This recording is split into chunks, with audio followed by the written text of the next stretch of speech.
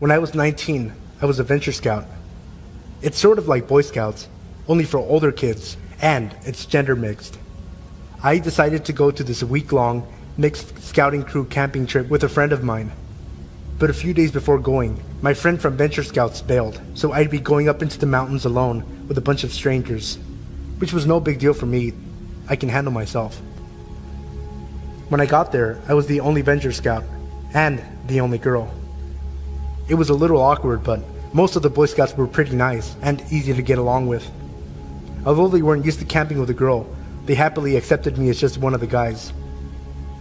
But there was this one guy, Danny. From the first day of camp, he wouldn't take his eyes off me. He'd just stare at me. It was a little uncomfortable, yeah, but I figured he was just socially inept with girls or something, and I tried to pay him no mind. The next day, while we were hiking, we all split off into pairs, and it turned out I was paired with Danny. He looked a little too excited about the idea of hiking with me alone. His eyes always seemed a little too wide, a bit crazy looking, but he was a small guy. Spindly, unkempt hair, a little shorter than I was at 5'7". I figured I'd be able to take him out in a fight if he tried anything, so I didn't raise a fuss about it. Before settling out to the hike, he kept asking me if I needed help putting on my sunscreen. Even though I kept declining, he kept pushing the question and tried to put sunscreen on me until one of the guys told him to cut it out. While we were hiking together, he kept probing me. "How old are you?" he'd ask. 19, almost 20, I'd reply. Don't lie. You must be 14 or something. You're so innocent. Young, innocent girls are always the cutest. He kept asking innocent enough questions, like where I lived, if I had siblings, what my favorite color was, but he then started asking me if I'd ever heard of BDSM. I was taken aback by this and was more than a little uncomfortable, so I'd pretend to not know what he was talking about, all the while trying to give as many cues as possible for him to drop the subject. But he then started going on about what BDSM was, about tying girls up, about hitting them and burning them. At this point, I was freaking out a little bit, but keeping my cool. I didn't want to show him my distress, any chinks in my armor, because I knew he'd probably get off on making me squirm. The only thought I had was, what the fuck? Seriously, what the fuck? Then, he started complimenting my skin. "You don't see a lot of girls with pale skin. Do you use moisturizer?" he'd ask, attempting to touch my hand, but I kept my arms close to me, held fast to my backpack. I was incredibly tense, and every muscle in my body was screaming. I sorely regretted wearing a tank top, as I could feel his eyes on me. He started telling me how pale skin is beautiful, since you can see the rope burns and the bruises better. The way he said it sent chills down my spine, and the anxious knots forming in my stomach grew tighter. He asked if I was a virgin. Then he asked me if I fantasized about rape, and if I'd like to try out rape play. Wide-eyed in disbelief, I turned my gaze away from the dirt path and looked at him. He was smiling, a creepy, childish sort of smile that was just chilling. I kept silent and quickened my pace. He felt too close, far too close. I wanted to run. He could probably see the fear in me at this point. There was no hiding it. But then, I saw that another pair of scouts were ahead of us. I ran to them, telling them that the four of us should group up and go together. At first they declined, saying that we're supposed to be going in groups of 2, but upon seeing how panicked and distressed I was, the 2 guys changed their minds, looking confusedly at Danny, who was silently glaring at them. I was just glad that someone else other than Danny was there. The 4 of us went up the mountain, and I tried to keep close to the other 2 boys and as far away from Danny as possible. Upon reaching the end of the trail and regrouping with the others, the 2 Boy Scouts offered to switch partners to descend the mountain path. Danny looked downright upset, angry even.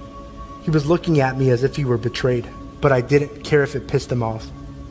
I accepted the offer of switching partners and was able to get back to camp in relative peace. On the way down, the Boy Scout I was with asked me if Danny was bothering me or something. I lied and said he wasn't bothering me too much. After all, I was 19.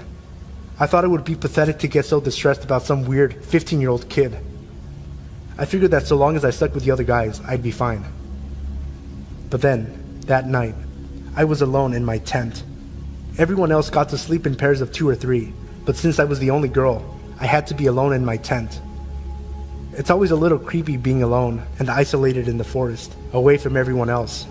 The scoutmasters insisted my tent be far away from the boys' tents so that they wouldn't bother me, but it only put me in a more vulnerable, isolated position. I sorely wished I'd been closer to the protection of the rest of the group. Late at night, I heard rustling outside. I figured it was just a deer or an elk or something, as it usually was, and went back to sleep. But then I heard my tent opening. Opening my eyes, I peeked through the crack in my sleeping bag to see what it was, and there, I saw the white of an eye looking back at me. Looking through the opening of my small tent. It was Danny, staring at me. I froze, holding my breath. I held my dad's hunting knife close to me, hiding in my sleeping bag, not moving a muscle, staring Danny down, pretending to be asleep, ready to fight at any moment should he take one step into my tent. But he didn't do anything. He just stared, watching me, breathing heavily and muttering incoherently to himself. "Are you there?" I thought I could hear him say. Eventually, after what felt like an hour, he left. The next morning, exhausted, I caught naps when, and if I could, and kept close to the other scouts in my group. It was difficult to maintain my calm and cool composure. The scout leaders were a little frustrated with me, since it seemed like I wasn't paying much attention to their instructions. But at this point, I didn't care much for it. I was always on some level of alert, as Danny would sometimes creep up behind me and caress my neck, or play with and try to smell my hair. And every night, Danny was there, watching. One night, he went digging through my backpack, looking for something. Unfortunately for him, I kept all my clothes and personals tucked away with me in my sleeping bag. He left with nothing. I grew up in rough situations and circumstances, so I always felt I can only rely on myself. Asking for help was never an option as a kid. Asking for help meant you're weak, so it hardly even occurred to me. I was prepared to tough out the rest of the week, but a little over halfway through the week, Danny was called away by the scoutmasters and sent home. I got the feeling that the Boy Scout that helped me before saw what he was doing and sent in a complaint about him to the staff. While everyone else was confused and happily saying bye, he just crossed his arms firmly and stared as Danny left. Danny looked so bewildered and confused by it all, like he didn't understand what he did to deserve being kicked out of camp. It was so strange. I tried my best to forget about it, and the rest of the week went off without a hitch. But the more I think back on it, the more I realize how damn freaky and bizarre that kid really was. I fear he may end up being some kind of serial rapist or something when he grows up. All I know for certain is that he was very disturbed. I'm just glad my dad told me to take his hunting knife in with me, even though knives weren't allowed at this camp. My father insisted I keep it for protection, and I don't regret it.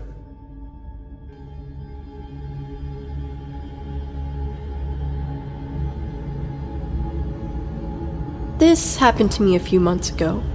I was at the store with my mom. She had to return some things. I can't remember what or why. I was a few feet away from her, looking at the books they had on clearance. A man, who could not have been much older than 50, also began looking at the books on the shelf next to me.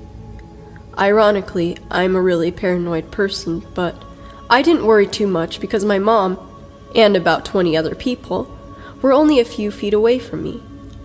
I picked up one of the books. I think it was The Maze Runner, but I'm not too sure. And the man proceeded to pluck the book out of my hand. Then he asked me, "Are you buying this for college? Do you go to the university in town?" I told him no, and tried not to look at him. I figured he'd get bored and walk away, but he didn't. Every book I picked up, he picked up. I even tried to walk to the other side of the shelves, but he followed me. I dropped all my books and walked over to the customer service station where my mom was. I told her about him, but she told me to knock it off, that I was just being paranoid. I finally let it go when I saw him walk off toward the clothing sections. While we waited, my mom asked if I could go grab a bottle of aspirin. By now, I figured the guy must have left and went over to the medicine aisle. I walked over to the little 20 items or less register. There was a woman in front of me. Someone had walked up behind me, but I was just trying to focus on buying the aspirin and going back to the service station with my mom. The person behind me began to whistle, so I turned around, and it was the guy from the book aisle. I tried to keep my cool, but my body began to shake, and I broke out into a cold sweat. I kept looking back at him, and he kept smiling at me. The woman in front of me seemed more nervous than I was. She kept looking at him, and then to me. She was finally done checking out, and I started to scoot closer to the register. He also scooted closer, to the point he was almost completely pressed into me. I urged the cashier to hurry and just scan the bottle of aspirin. I snatched my change from her, grabbed my bag, and ran toward the customer service station. My mom was sitting on the bench, waiting for me, and I started crying my eyes out the moment I walked up to her. When I told her what happened, she became angry this time, and started walking towards the register I was at. But he had already left. In a hurry, the cashier told her. For a month, I refused to go into the store. I would opt to stay at home in fear that he would be there. Dear creepy man at the store, let's not meet again.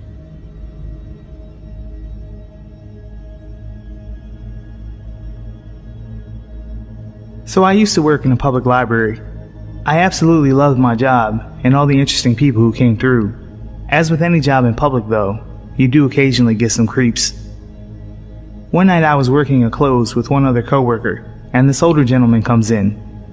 He's probably pushing 60, skinny with stringy hair.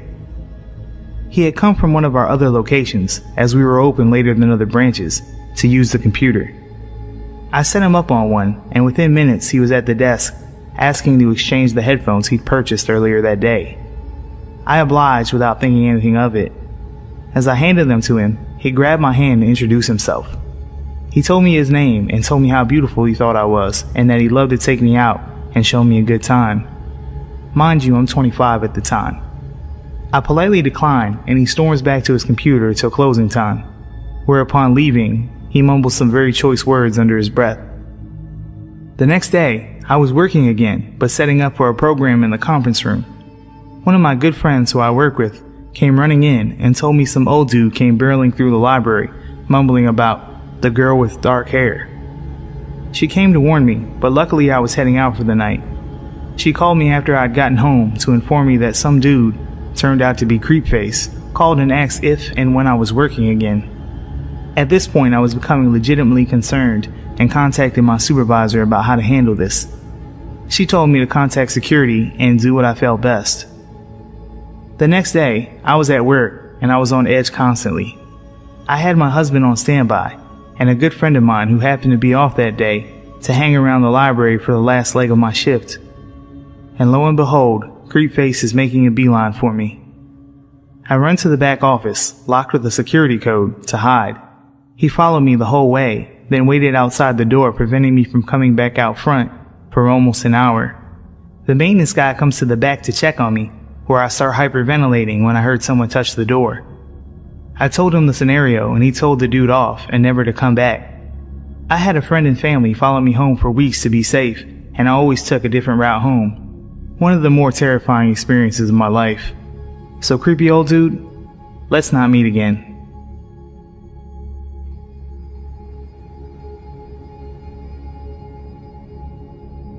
In 2008, I worked at a retail clothing store with my girlfriend Chelsea. We were both 18 years old, and we tried to work as many shifts together as possible to maximize our time together because she was still in school. My grandfather had recently purchased a Dodge Sprinter van for his business, and my car was being serviced overnight, so I got to drive the van. Chelsea and I loved the nights that we got to take the van because it usually had back seats installed, and the tinted windows meant that we could have some privacy, which is great for teens who still live at home. That night, we only had one row of seats in the back, and it was the row just behind the driver and passenger. Chelsea and I parked near each other, like we always did, and worked our evening shift, closing the store with a few of our coworkers. We all leave together, and I help the manager lock up because the glass doors need to be aligned properly for the lock to engage. It's early March in Pennsylvania, and it's still very cold outside. So Chelsea usually starts her car to warm it up, and then sits with me as my car warms up. When I get to the vehicles, her car is idling because she is already in the van. I don't even realize that I still have my keys, and I never unlock the doors. She sits with me chatting for a while. She sits on my lap, and we kiss in the front seats, and we decide it's too late and too cold to have a little fun in the back. Every night, we drive home separately from work while talking on the phone. She usually gets home first, and I stay on the line while she walks up her long driveway in the dark. That night, I made it home first for some reason, and I knew I had a lot of stuff to carry in, so when I'm close to home, I tell her I'll call her in a little bit. She asked me to stay on the line because she's almost home, and she doesn't like walking past the dark bushes next to her driveway. I stay on the phone and fumble with all of my things that I'm carrying out of the van. I know I locked and armed the van because I was using a key fob to lock the vehicle. I dropped a few things while struggling to keep the phone to my ear. The motion lights have illuminated the whole area, so I'm able to see everything that I dropped. We both make it inside safely, and then we also decide not to stay on the phone because she had school in the morning. I began to doze off immediately in my bedroom. I lived with my grandparents who built a house to accommodate my grandfather's aging parents suffering from Alzheimer's, my great-grandparents, so they didn't have to go in a home. The driveway runs parallel to a daylight basement that has two garage doors, an entrance door, and the French doors to my bedroom. I'm falling asleep as all of the motion lights finally turn off, and now my room is completely dark. It wasn't 20 minutes later when I'm jarred awake by the alarm sirens of the van. All the motion lights are on, and the flashing lights of the van alarm are filling my room. I left the key fob upstairs in the main part of the house, so I ran upstairs to silence the alarm. In the kitchen, as I'm grabbing the fob, my grandfather in his boxers, my great-grandmother in her nightgown, and I in my boxer briefs all meet in the dark. My grandfather grunts as he sees me grabbing the key fob, but what my granny said sent shivers down my spine. "What in the Sam Hill are you doing running outside at this time of night, darling?" I wasn't outside. I explained that I was sleeping, and she insisted that I was outside making the van alarm. My great-grandparents' bedrooms sits above the garage doors looking down and over the driveway and the van. I'm assuming she's confused. She has Alzheimer's after all. The goosebumps from her exclamation prompted me to grab a knife from the butcher's block, and my grandfather followed with a baseball bat. We both walk outside wearily, in our boxers, in the cold, but highly illuminated and loud dead of night. The van is still going crazy. The interior lights are all flashing, and I remember that specifically because I'd never seen a car alarm do that. We silence the alarm and start looking around. My grandfather says he thinks a deer may have ran out of the woods in the dark and hit the van. I don't say anything as we investigate. When I reach the back of the van, I notice the door is wide open. That explains the alarm. The van has a feature that if the vehicle alarm is armed and the door is open somehow from the inside or outside, it alarms. But how? I locked it and armed it, hence the blaring alarm, but that's when I realized the door was open from the inside. My blood ran cold. The door is open, so the inside lights are still on. I see the empty space behind the row of seats, and there are wadded up napkins and a chip bag. They weren't ours. Someone was in the van with me the entire time. I must have left the van unlocked by mistake when I went into work, and that's how Chelsea was able to get into the van without keys at the end of the night. Was it a homeless person escaping the cold, or someone with more sinister intent? What if I hadn't gotten off the phone like I wanted to? If they had ill intent, the fact that I was on my phone might have saved my life, because Chelsea would have raised hell if she had heard me being attacked. I get chills every time I think about it. We didn't call the police because my grandfather was skeptical of my conclusion, but my gut tells me that I didn't drive home alone that night. Person in the back of my van, let's not meet.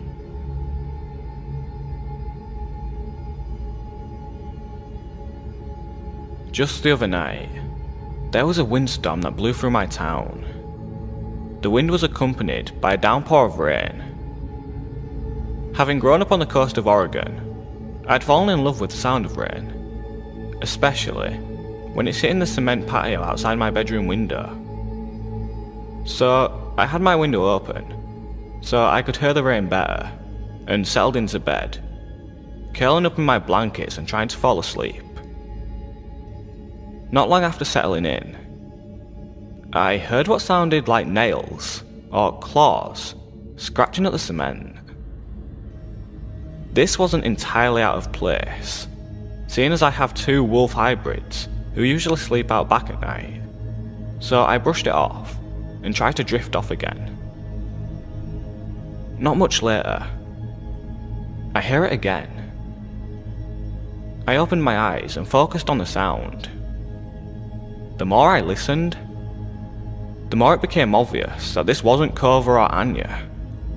If they were moving around, I would hear their tags jingling.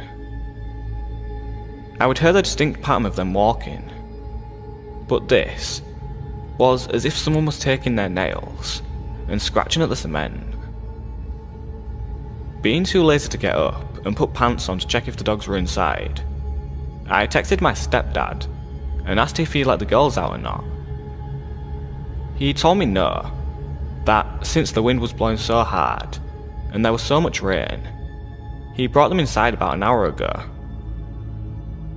I told him about the sound I was hearing, so he got up and grabbed a flashlight. I heard him walk by my bedroom door and open the back door directly outside my window. He came back in and told me he didn't see anything, but if I heard it again to just look outside. So he went back to bed, and I stayed there, listening. It was quiet for a bit, so I figured maybe I was just hearing leaves sliding across the ground. I had finally begun to fall asleep when I heard a hard thud on the outside of my bedroom wall. It startled me and I got up, peeking out of the window to see what the hell it was. There was no way it could have been a raccoon, because since we got our dogs, they haven't bothered coming into our yard. I see something small and black bolt across the yard. That was honestly the last thing I expected to see. I decided to just sit and listen. I wrapped myself up in my blanket and got my phone, texting my friend Justin to tell him about the sound. There's something outside my window, and it just ran into the side of the house. It didn't take long for him to reply, since he had just gotten off work. It's probably just a raccoon or something. No, they don't come to our yard anymore. Not since we got Kova. And it's too small to be a raccoon, unless it's a baby. Well, if you're unsettled by it, I can stay up and talk with you if you want. Yeah, I'd like that. For the next half hour, I was hearing fast skittering, tapping, thumping, and hissing coming from outside my window, until it stopped suddenly. I thought that would be the end of it, until I heard what sounded like claws scraping the wall.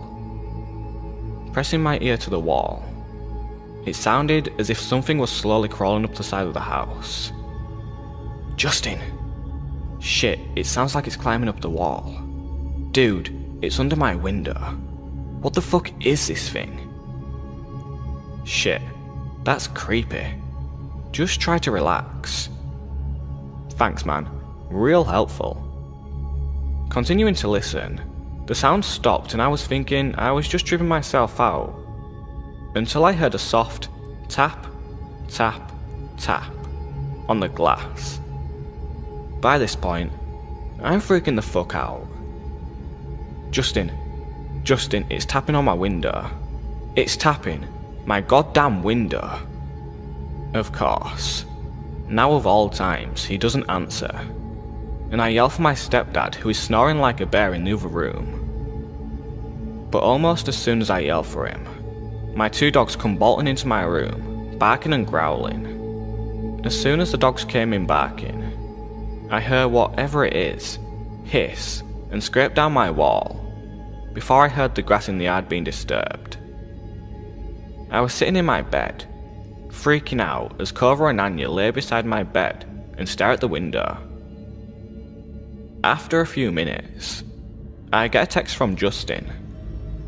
Shit, my roommates needed help with something. Is everything okay? I told him yes, that the dogs had scared it off, and I was going to go on my laptop to distract myself. He ended up calling and talking to me until I fell asleep. There's no way it was just an animal. If it was, the dogs would not have reacted the way they did. I've encountered a lot of things, but never at my own home. I really hope that it never happens again.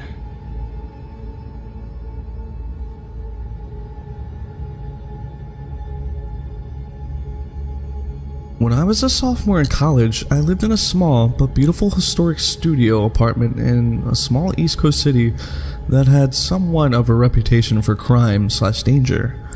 However, the neighborhood I lived in was usually considered one of the good neighborhoods. It was close to the city's university and was mostly students living there, especially on the street my building was on. My building was a huge 4-story townhouse, if you can really call it that. It was really a mansion as a whole, built in 1895. The architecture was really awesome, built in bookshelves and huge mahogany pocket doors that slid into the walls. Anyway, the building wasn't exactly in mint condition, and my landlord was pretty lazy.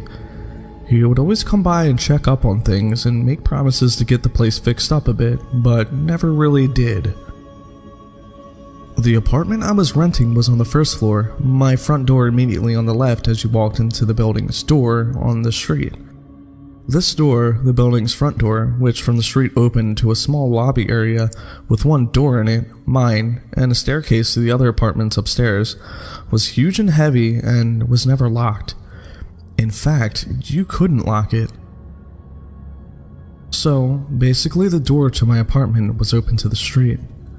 I asked my landlord countless times to please do something about the front door, but he never did anything. Well, one night I was getting home from work and it was very late, about 3:45 a.m. I worked as a pizza delivery driver at a place that was really open late at night, and I was just sitting on my couch watching a little TV before I went to bed. I had also gotten totally naked, something I truly loved being able to do, considering I lived alone. Anyway, not 10 minutes since I'd gotten home and sat down, I hear 3 slow knocks at my door. I'm thinking, who the fuck would be at my door at this hour? What could they possibly want? Why didn't I hear the building's front door open like I normally do? Young and naive, I was half scared and half intrigued. I put a robe on and slowly crept toward the door, which, by the way, was literally right next to the couch where I was sitting. At this point in time, my door didn't have a peephole, so I kinda had to take a leap of faith and open the door. When I did, a tall, emaciated, middle-aged man stood staring me down with low eyes and a grin. He was wearing all black, many layers, and a big black trench coat. The first thing he said was, "Can I come in?" With the door barely open, I had a deep pit in my stomach and just went, no man, What's up? He just kind of stared into my eyes for a second and clearly disappointed, and then said, I've seen you around. And started to grin again. The pit in my stomach had evolved into a churning sensation, and I was starting to get nauseous. Yeah, I've been watching you, and I like the way you look. He said. So, you gay? Bisexual? I was just like, I don't know, but it's late and I'm going to bed. Bye. He kinda nodded and lingered for a second, as did I, watching to make sure I saw him leave the building. Once he did, I closed the door, locked it, and stood with my hand still on the knob for a good minute at least. After I snapped out of my shock, I ran over to my couch and pushed it up against the door. I ended up sleeping on the couch that night even though it was right there. It just made me feel safer, like I could hear something if it happened. Well, nothing happened that night. It wasn't about until a week later on one of my nights off from work that I was sitting around my apartment, winding down by myself after I had some friends over drinking and smoking a little bit as college kids will do. All of a sudden, I hear a weird rattling noise coming from across the room, so I turned off the music I was playing to find out what it was, coming from none other than my front doorknob. I looked at it for a second and saw that both the knob and the top lock were jiggling. Someone was trying to get in. Like a deer in headlights, I was frozen, staring at the things wiggle and shake until I started to see the top lock actually budge and start to turn. I leapt up from my chair and soared to the door, grabbing tightly on the lock and forcefully twisting it back to being locked. The jiggling of the lock and knob stopped for a second because whoever it was clearly knew now that I knew. It was only a second though before they just started struggling again, and I had to use all my might to keep it still. Sweat was dripping down my forehead and my ribcage, and after about 15 seconds of wrestling with the intruder, it suddenly stopped and I heard the building door open and close, and footsteps run down the stairs of the stoop to the sidewalk. Just like I was before, I was paralyzed with my hands at the door for a good while before I realized I was crying and shaking and that I needed to call someone. My instinct was to call the police, but in hindsight, I regret doing this for the following reasons. I was having basically a panic attack while I was on the phone with 911, and I actually threw up during the call, and I think that's when they decided I was just fucked up or something. When the two police got to my apartment, they stood in my doorway as I struggled to recount to them what had happened as I'm shaking and crying. I noticed at one point that they're both smirking and laughing, and I say, What's funny right now? One of them goes, It reeks of marijuana.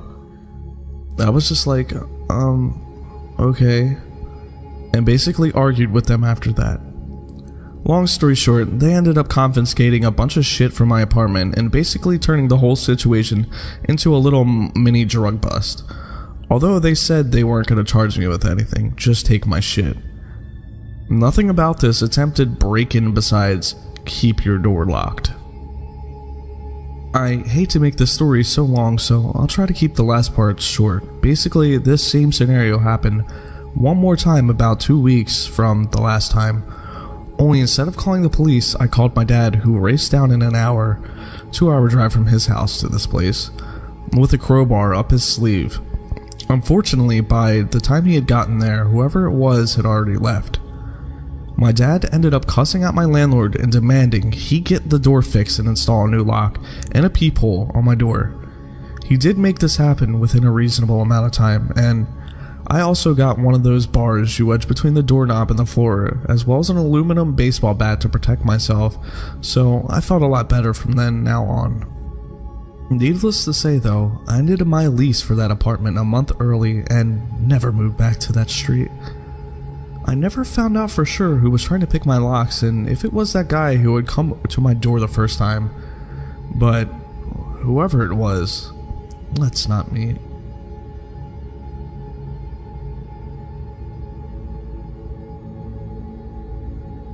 Around March of 2014, I started talking to this girl on Tinder. She seemed cool and fun, and after about a week of talking, she suggested that we meet up in person. She invited me to this cafe shop. I accepted. However, the day of, she started messaging me saying she had to tell me something. Her pictures on her Tinder weren't actually of her, and yes, she was a guy. He claimed he really liked talking to me though, and begged me to still meet up with him. Naturally, I declined. I blocked his profile and continued on with my life. About a week later, I started talking to another girl. Once again, she seemed cool and fun and we hit it off. She asked me if I spoke to people on Tinder frequently, and rather stupidly, I told her about my previous encounter with the man lady. She asked me if I wanted to meet up. I said sure, as long as it was in a public place. We decided on a cafe. The next day, I sat at a table waiting. 5, 10, 15 minutes had passed, and she was nowhere to be found. I then peered out the window and saw from across the street a man staring at me intently. I looked away, waited a few seconds, and looked back. He was still standing there staring. At that point, I left the cafe, got on my bike. I always bike everywhere I go, and booked it home. I was definitely a little freaked out, but tried to pull myself together, and a reason that no one could have followed me. I then deleted my Tinder profile, and things were normal for a few weeks. About 3 weeks later, I started getting phone calls. The numbers all showed up unknown. I picked up the first few times to some guy breathing heavily into the phone. I was already a little freaked out. After about a day, I stopped picking up any calls unless it displayed the caller's name. I then started receiving texts. At first they were pretty harmless calls for attention and begging me to meet up in person. It then changed to very sexual texts until eventually the messages became threatening, and whoever was messaging me started throwing out my family and friends' names and whereabouts, saying he/she would get them involved unless I answered. Because they were texting me, I could see the displayed number. But when I called phone providers, they told me the number couldn't be traced. It was probably a track phone. Great. I waited about 2 weeks not responding to texts, thinking I shouldn't feed the troll, but eventually it became too much. I started getting upwards of 50 calls and texts a day. I would wake up to 10-20 texts every morning. I then decided to change my number altogether. The texting and calls stopped for a while, but sure enough, it started happening again. I called my phone provider asking if they gave out numbers at users' requests. They said their policy stated that they wouldn't/couldn't unless a valid identification was provided. Then one day, I tried logging into Facebook, but was denied.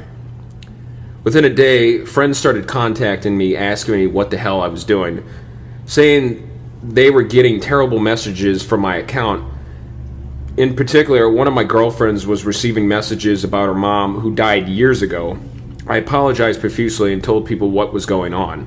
I contacted Facebook and explained the situation. They helped me access my account again, at which point I deactivated it for a while. Enough was enough. I decided to contact the FBI, explaining what had been going on for a month now. Documented everything, but told me since I or any of my friends/relatives were in no immediate danger, they probably wouldn't be able to do anything. At that point, I felt stuck. I thought about hiring a private investigator or a hacker. I decided against it, however, just hoped it would fade out. I never answered. I left my Facebook deactivated, ignored any text/phone calls. I never had any trouble at home. Some of my closest friends would receive an occasional text as well, which weirded us all out. I hated that they got dragged into it. One day I came home and things felt very eerie. Door unlocked, windows open, no one home. A strong breeze running through the apartment. I did a check of the place and found nothing else weird, so I locked everything up and just waited for my roommates to get home. Been almost 7 months now. The text/calls have more or less stopped.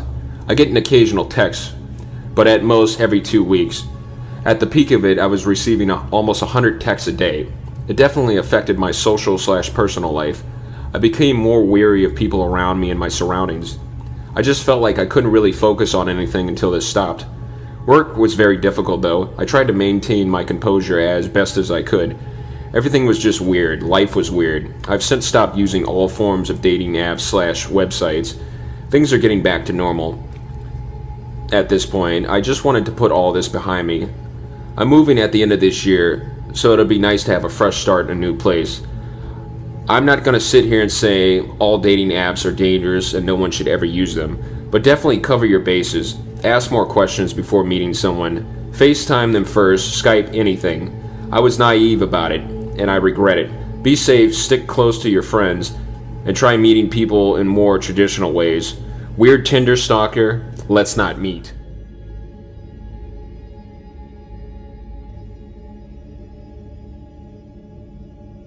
This took place about 3, maybe 4 years ago.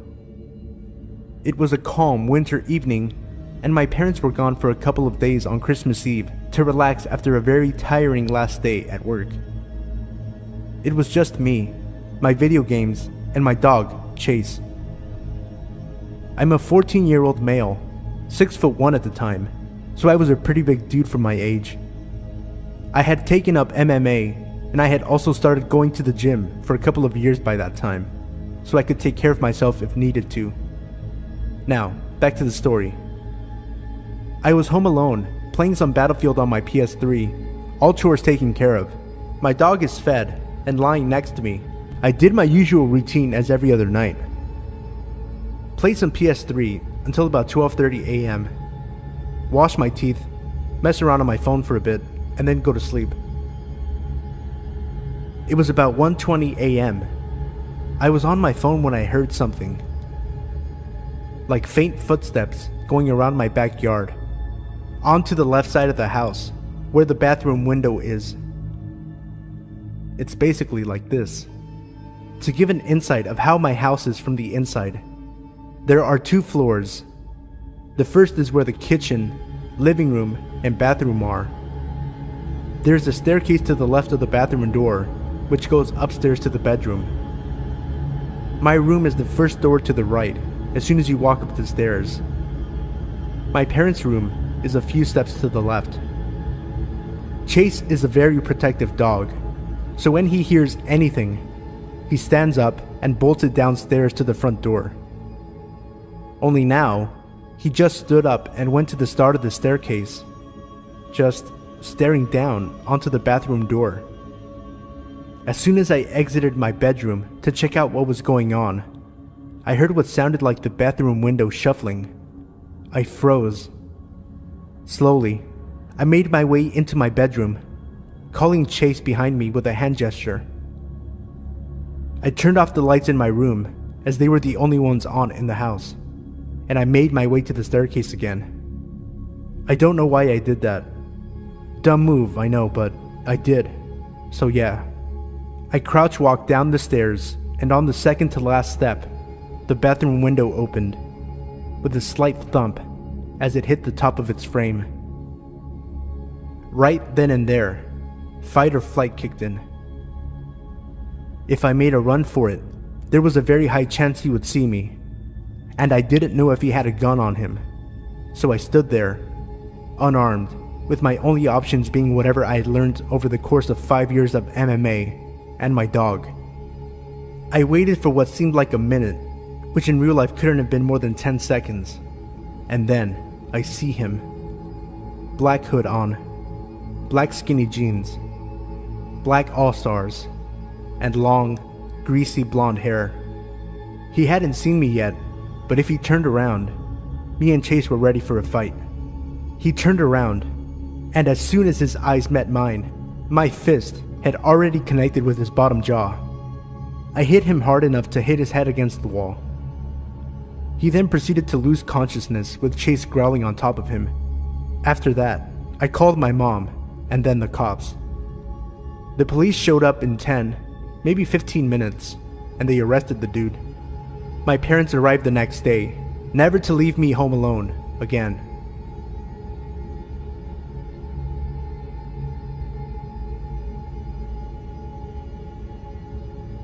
A couple of years ago, I was working front desk at a hotel in a small town off the interstate in Pennsylvania. I'm not sure how other hotels do it, but unless it was a busy summer, front desk agents worked alone on every shift. Since it was second shift, that meant that all the housekeepers had left hours ago. My manager was gone for the day, the maintenance man was gone, and I was the only person in this 3-story hotel, with the exception of about 4 rooms that were being rented. Since it was about 7 at night, I'm pretty sure all but one of the guests were out to dinner. Even as a woman, it never really bothered me to work by myself at night. I was cautious, but never creeped out too badly. I mostly spent the long, boring hours either catching up on homework or watching Jeopardy on the lobby TV. but I'm not sure what I was doing when he walked in. The sun had already set, but it was still light out. He came through the front doors and walked over to the desk.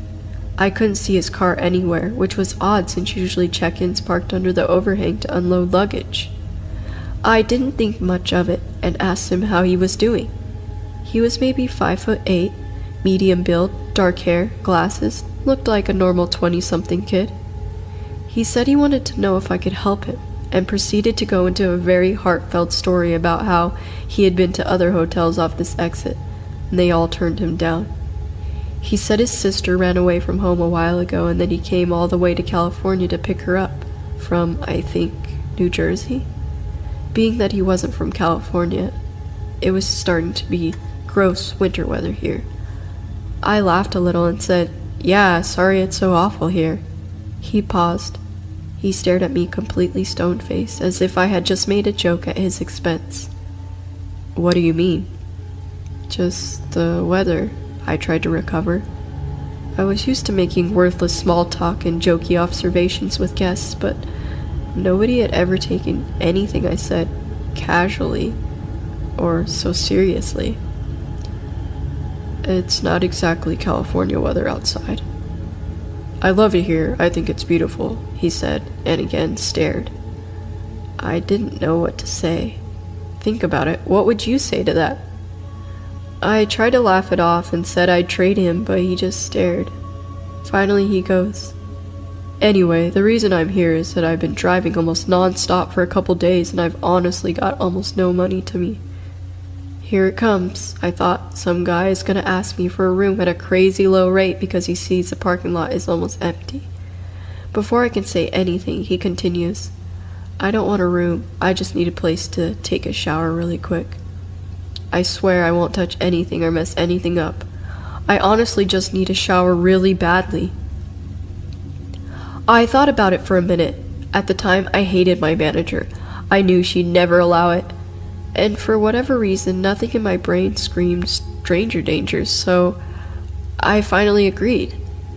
He told me he could give me his driver's license to hold on to until he was done, but I trusted him. He ran out to his car to get some clothes, and I gave him a handful of tiny soaps and shampoos, and some towels so he didn't fuck up the ones the maids put in the room this morning. I put him in a room right down the hall from the front desk so that I could keep an eye on him. He went in and I went back to watching YouTube videos. A couple minutes later, he comes down to the desk. I don't know what's wrong with me. I can't figure out how to turn the shower on. Could you come show me?"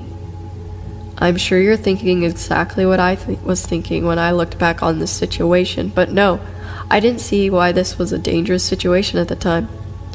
A young woman, alone in a hotel room with a stranger who hasn't left any kind of trail or identification, with no other employees on property, and almost no other guests. Yeah, I'm stupid. I got up and switched the phone lines from switchboard to cordless and took the receiver with me into the back. I grabbed the keys and locked up the front desk area before following him down the hallway to his room. I had easily 50 pounds on him and about 2 inches height, so I felt secure. I opened the door and walked in while he followed behind me. I heard the door click and realized immediately that I wanted to leave. I walked to the bathtub, turned on the water, easiest to understand tabs by the way, and ran my hand under the stream a few times. "Just pull up that when you're ready," I said, and scurried to the door. I could hear him saying something behind me, but I opened the door and walked out. I got back to the front desk, locked the door behind me, and sat down. At this point, I was a little shaken at what just happened, but talked myself down by reminding myself that if he was going to rape me, murder me, he would have done so by now. Again, dumb. Finally, he comes down the hallway and hands me the towels and empty bottles of shampoo, body wash. He says he's hungry, so I point to the breakfast area in the lobby and tell him there's some apples and bananas sitting out from breakfast and that he could take some for the road. I remember hinting that I wanted him to leave.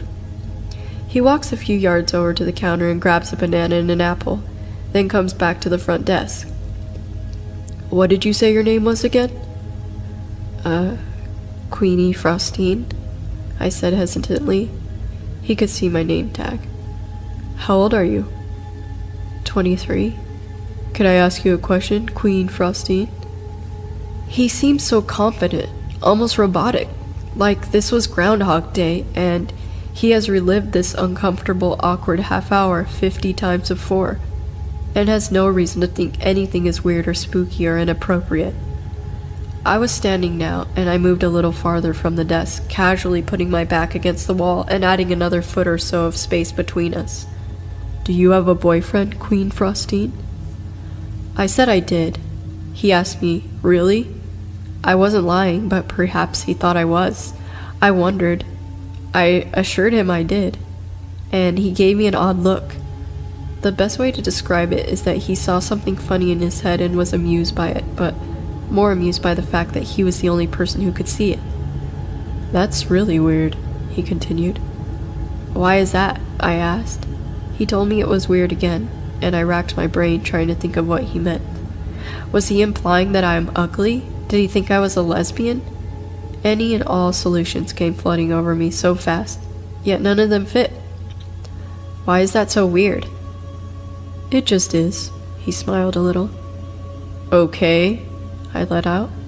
I stood there staring at the floor a little bit, then back at him. Anyway, I gotta go. Thanks for the shower and the fruit, he said as he walked out the door. I watched his car pull away, but couldn't tell what kind it was.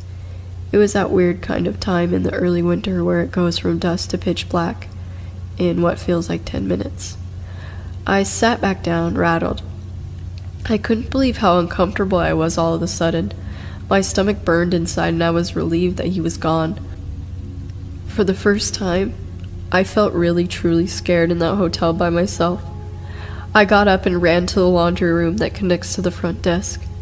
I made sure the door leading to the lobby on the side was locked. It was. I ran to the other side of the laundry room and skidded into the door that leads out to the public hallways.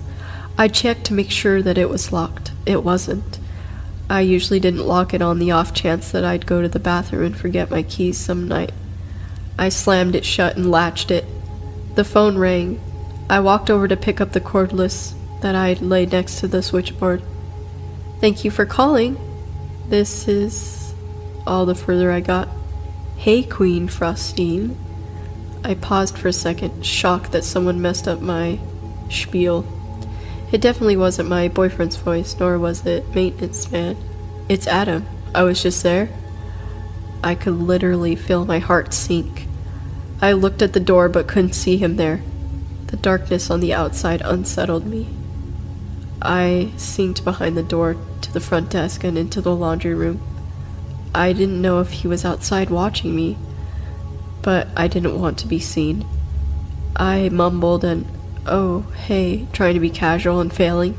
He continued, hey, I just wanted to let you know why I said it was weird that you had a boyfriend. I peeked out again to see if it was him at the door yet, but nobody was there. I think it's weird that you have a boyfriend, but you still let a guy come in and shower. I could feel my pulse quicken. I mean, that's so weird. Is it? I asked, trying to keep my composure as I ran through the laundry room and rechecked the doors. Then I remembered the only door that wouldn't lock. The door directly to the outside. The back of the hotel where employees would sneak out to smoke weed. The latch had been broken for a while, and our manager decided that decorating the lobby for Thanksgiving came before safety issues in terms of budget. I stepped back to the doorway that led to the front desk and to the laundry room and locked that one behind me. Yeah, he continued. I mean, you have a boyfriend and you still let me come in and shower. I don't know. Don't you think that's weird? No, I said, trying to end the conversation in a short tone. That's all I wanted to say. Anyway, I'll see you soon, Queen Frostine. He finished almost threateningly. I hung up the phone. I called my sister and told her to send her husband over, but she insisted on calling the police. I made her promise not to, as I didn't want to lose my job. I called the maintenance man, since I knew he lived right up the road, and told him to hurry over. I called my boyfriend and told him to please come. I wanted my bases covered so that someone would show up within 10 or 15 minutes. I never heard from him again, and we all kept it a secret from my manager to keep me from getting fired. I hadn't thought about this for a while, but looking back at it, it's entirely creepy to me. So, yeah, Adam, let's not meet again.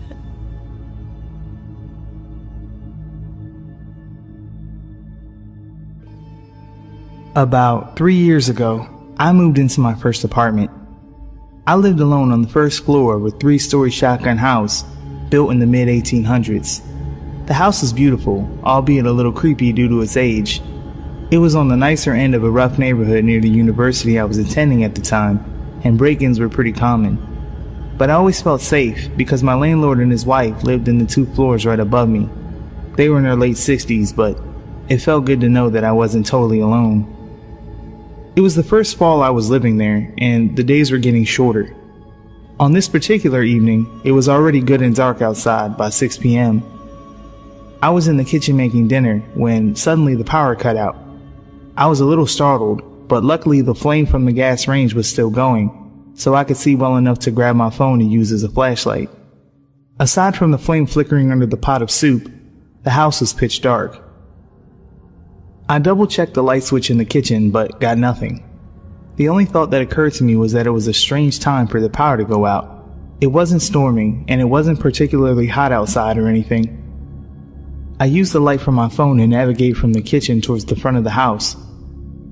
I peeked out the blinds in the living room, but couldn't see from that vantage point whether any of the other houses had lights on. I decided it would be a good time to call the landlord, because I sure as hell wasn't going down to our creepy stone basement to mess with the 100-year-old fuse box.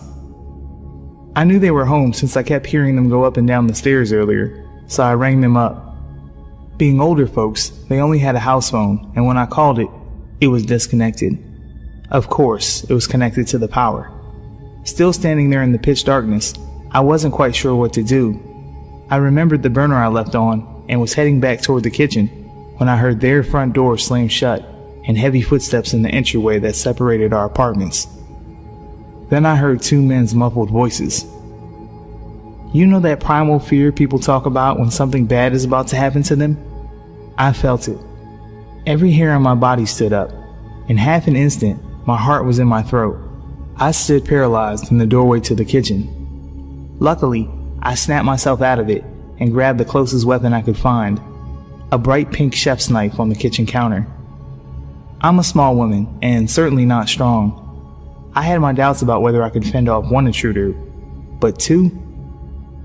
I crept as quietly as possible back toward the front door, clutching the knife in one hand and my phone in the other.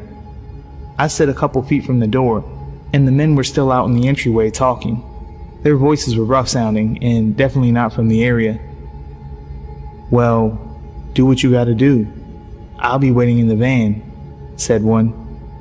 With that, I heard the front door open and close. At this point, my heart was beating out of my chest, and I felt like I was going to be sick. Were they just breaking in, or did they intend to hurt me? Had they already hurt the landlord and his wife? Shit. I made my way over to the blinds and peeked out the window again. Sure enough, I saw a man in dark clothes hop into a white van parked across the street, just to the left. I live at the end of a dead-end street, where you can only park facing one direction, and the van was facing the wrong way, ready to head up the street. I tried to collect myself. There was nowhere to hide, really. Perhaps I stood a chance that this guy wasn't expecting me to be ready when he came in. Unfortunately, my cat hates strangers, and she was now going crazy, tearing back and forth through the house at full speed while meowing. In my head, I silently cursed her for giving our position away and probably killing us. Then suddenly, I heard the landlord's apartment door open and close again, and the man went back upstairs. A million thoughts raced through my head. My car was parked just up the street. If I sprinted, I could make it and drive somewhere safe. I don't know why I didn't just call the police. I think I was afraid the men would hear my voice and know where I was. In any case, I had my hand on the doorknob, psyching myself up to run. I couldn't hear the man moving around anymore, which probably meant he was on the 3rd floor. His buddy was still waiting in the van, lights off. I peeked one last time to make sure no one was waiting near the front stoop before I ripped the door open and ran full tilt out the front door and up the sidewalk about 100 feet to my car. I hopped in and locked the doors when suddenly my phone started vibrating in my hand. It startled me so badly, I almost chucked it across the car. I didn't recognize the number, but I picked up. "Hello?" I managed to choke out. It was my landlord, sounding as calm as ever. I said something along the lines of, "Are you okay?" and was about to tell him not to go in the house. I was so scared and out of breath that it came out more like, "Don't, men, house." He seemed confused, and before I could collect my words, he started telling me that, yes, they were fine and the power was out on the whole street apparently. He just phoned the energy company on his new cell phone to check on it. I should probably take down the number while he's got me on the line, and he hoped I didn't mind, but some repairmen were at the house to check on the heating and cooling system. They might need access through my apartment to get to the basement. Shame they came by right before the power outage. Slowly, the dust began to settle in my mind.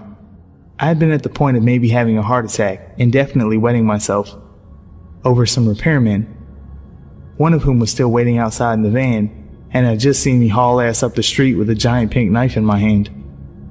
I was too embarrassed to walk back to the apartment, so I just told the landlord to go ahead and let them in if he needed to. I'd be surprised if that repairman didn't call the police himself to report a crazy woman with a knife running through the streets. On the bright side, I learned I can run quite fast if I need to.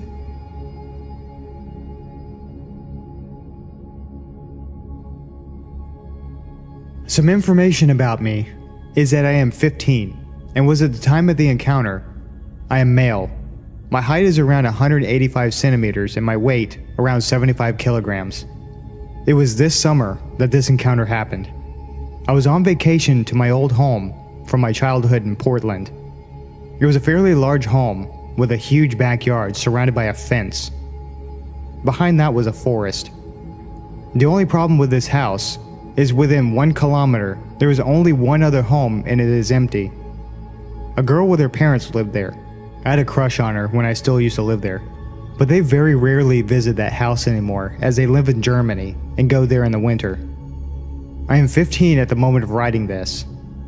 I was alone at the house for 2 weeks as my grandfather had to watch over a hotel, and I was used to being alone, traveling across the cities in Portland. I felt kind of lonely at this point, because my German Shepherd passed away 2 years ago, and no one I knew lived within 1 hour of walking time from there. I spent most of my time on my laptop. However, I would occasionally go into the woods and explore, because I used to go there with my grandfather to collect mushrooms.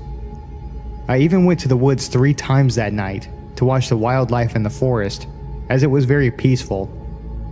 It was 5 days before my grandfather would come back. It was 1 a.m., and I was watching television downstairs when I felt like I was hearing something that wasn't in the television. However, every time I turned the volume down, I could hear nothing, so I just thought I was imagining things, as I often thought someone called my name when I wore a headset. After a bit, I just decided to go to bed, and when I suddenly turned off the television, I heard the sound of footsteps for a second before they stopped. I was sure this time I wasn't imagining, and quickly got up from the sofa and headed upstairs, going into my room and locking the door behind me. I was completely quiet and tried to listen if there was any more footsteps, but I didn't hear anything since then. I walked over to the window from where I could see the whole backyard, and as I pulled the curtain, I could see someone standing in a backyard. There was no light to the backyard, so I could barely see him. I pulled out my phone while staring at the figure, quietly calling the police. However, as I started to speak to my phone, I could see the figure quickly rush to the side of the building. Soon after that, I could hear glass break downstairs. I quickly threw my phone on the bed after I told the police where I lived and dragged the desk over to the door of my room. I moved back from the door and grabbed my butterfly knife. I remember how much I was shaking at the time, the knife almost falling out of my hands. I heard footsteps on the lower floor of the house for a few minutes before I heard him going up the stairs. However, whoever that was stopped right before my door and started banging on the door more and more violently.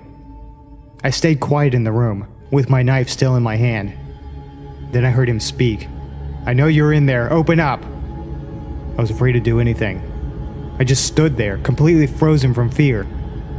After a bit, I heard the sirens of police and heard the man rush down the stairs and through my backyard, climbing over the fence and disappearing into the woods. I told the police about the whole incident and noticed that the broken window was the only thing destroyed in the house. There was nothing missing from the house. Nothing was even touched except for the window. The police have not found that man that came into my house, and I left Portland early, and I don't think I want to visit that house again.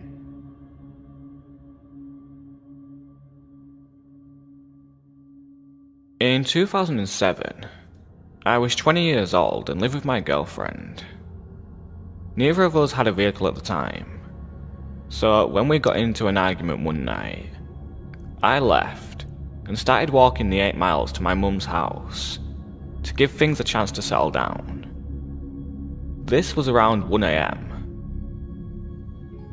As I'm walking, a small goldish car pulls up beside me, and the driver, a middle-aged black man with a slight speech impediment, asks me if I need a ride, which I declined. He asked me if I was sure several times, and I said yes, but thanked him, and he drove off.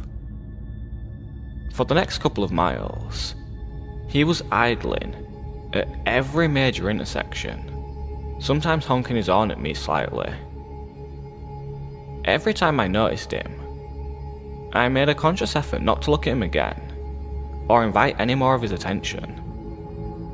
I thought he had got tired of messing with me, until I walked in front of a small used car dealership. I heard someone say, "Hey, come here," from the parking lot. It was him again. I stopped, obviously startled, and he tries to calm me down. "Whoa, chill dog. Hey man, you sure you don't need a ride? I'm not busy at all, and I really don't mind." I again declined, and he starts asking me questions left and right. I talked to him for a good 45 minutes or so, hoping it'd make him leave me alone before I go on a less busy street. He asked me what my name was several times, as if to check if I gave him a fake one. I did, but I lied consistently. He also kept asking me if I had any weapons on me, or if I was violent. I told him no, which was probably stupid. He then started trying to get me to step closer, so he didn't have to yell to talk to me. No. Finally, I tell him I need to keep walking. He again offers me a ride, is again rejected, and then says, "Look man, I'm really just trying to get some weed." What the fuck?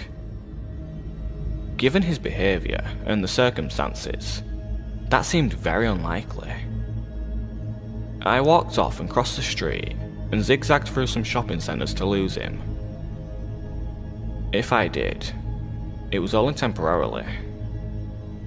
At this point, I was confused, slightly freaked out, and mildly paranoid. But what happened next really freaked me out. An hour or so later, I was on a quiet street, almost to my mum's house. Psst! I look to my right, and I see a chubby but attractive Hispanic woman smiling really big and waving me in to approach her. She was in a driveway of a yard full of plants, a man-made jungle type thing. Can't see a lot of the yard from the street. She did not live there. Yeah? What's up? I asked her, not moving towards her at all. "Hey baby, wanna come home?" "No thanks," I told her. "Oh, you have a girlfriend?" "I just don't know you," I say, and then continue walking. I honestly thought at the time that this was a setup for a robbery or something, but it appeared she was alone, and there was no one else in the truck. I glanced back towards her, and she's now got her truck door open, like she's going to leave. But the back of her shorts are pulled down, with her ass fully exposed and staring up at the sky like a lunatic. "Are you alright?" I asked. I was genuinely concerned. "Yes, I'm just waiting for someone." Waiting for someone in the sky at 2:30 AM in a stranger's driveway, hidden from the view of a street? Okay, good luck, weirdo. She had to be on something. I kept walking. She backs out of her truck and drives past me. As she does, I see there was someone else in the truck the whole time. Must have been hiding for some reason. It was the black dude from earlier. Staring. Eyes like daggers. No smile, or anything this time. I get chills even now thinking about realizing for the first time that this guy really wanted me for something, and I probably almost became a victim of some major crime. Shortly thereafter, I made it to my mum's. 5 freaking years pass. It's 2012. I have a car, but decide to walk to Walmart for dog food. I'm in the same general area, with my iPad mini in my pocket and earbuds. I see a car pull up next to me in the parking lot. "Hey dog, do you know how to get to the Landmark Apartments?" I recognized him immediately, even after 5 years. He looks like a skinnier version of Fleece Johnson from MSNBC's Lockup. I am almost positive he didn't recognize me, or remember our previous encounter. I take out my iPad, connect to Wi-Fi, and try to look up this apartment complex. It did not exist. He volunteers that his name is Carlton.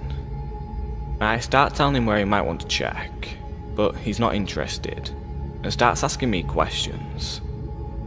Again, asked my name several times, asked if I'm armed or violent, asked me to step closer so he doesn't have to yell. How often does this guy do this shit, for fuck's sake? "You going to Walmart? I can take you there." "No thanks, guy."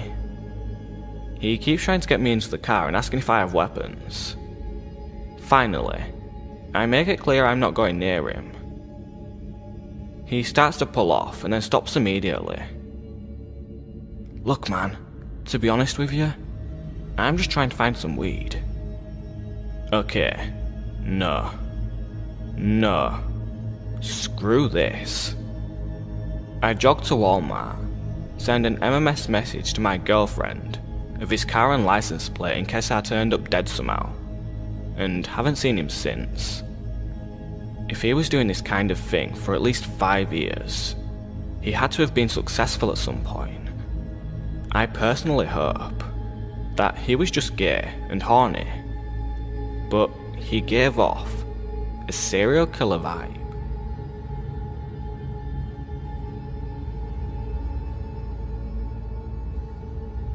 So, I'll start off by saying that this story is pretty long and is gonna make my friend and I sound like complete fucking idiots. This is because, well, we are. We completely ignored everything we've been told about stranger danger and basic safety because, hey, we are both 20-year-old college dudes. I also am not the best writer, so bear with me. This happened last Sunday. So, my parents are pretty well off and love to travel to exotic destinations. They planned a trip to St. Lucia and extended an invitation to my sister, her boyfriend, and my friend Vince and I. St. Lucia is a small mountainous island near the coast of Venezuela. It's a significantly underdeveloped nation with an all-cash economy where few taxes are collected and spent for the good of the commons. Violent crime on the island is not unheard of. There are a few paved roads, a few major favela-like towns, and a couple of small, secluded, high-end boat-accessible resorts. We stayed at one of these resorts. My parents were in one room, and the rest of us stayed in a room next door. The rooms were more like little huts open entirely to the outdoors with easy accessible rooftops above and below. All was well for most of the trip. We went hiking, snorkeling, and relaxed on the beach. As much as my friend and I enjoyed it, this resort was meant for honeymooners, not for college kids looking to have a wild time. One night, Vince and I were up drinking late at the bar, which was not extremely lively as usual, and we get to talking with the bartender, Gustavo. We bond with Gustavo over our interests in Easy Weezy and girls, and nothing seemed off at all. We asked him if he knew any clubs or where to go to have a good time in town. He told us about how we really had to leave the resort to experience St. Lucia as we expected. He offered to take us to his place sometime to show us the good time we'd been looking for. He then showed us a picture of his house. This should have been the first red flag, but we were drinking and had no reason not to trust our new friend. Gustavo had a massive house for St. Lucian standards, complete with a huge flat-screen TV, pool table, bar, and a Camaro. We'd been around the island a bit at this point and had not seen a house or car half as nice as his. We told him we'd be interested, but would have to let him know when we could go later. The next day, we get a text from Gustavo midday saying that a boat was at the dock to pick us up. This was strange to Vince and I since we didn't really agree upon a time. We told him that we had plans and couldn't go during the day anyway. This seemed to piss him off just a little bit. The next day, whenever Vince and I would see Gustavo at the resort, he lacked enthusiasm and ignored us as we said hello to him. The following day, however, Gustavo was off work and texting us like we were best friends again. He asked us if we could come to his place and told us he was making pizza, had girls lined up, and some of that good. Knowing that my parents would never let me do something so risky, we told him that we would go out after 10 because my parents were most likely going to be asleep at that point. He agreed, but was kind of annoyed and made it sound like we owed him and better not bail again. On a side note, I've never done coke, but my friend Vince has. I was slightly worried, but I figured I'd just say no, like Dare taught me or whatever, and still could have a good time. Besides, we couldn't really bail on him twice.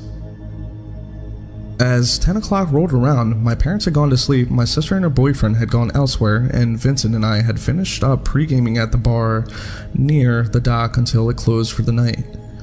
It started getting very dark, and soon Vincent and I were about the only ones down at the dimly lit beach area.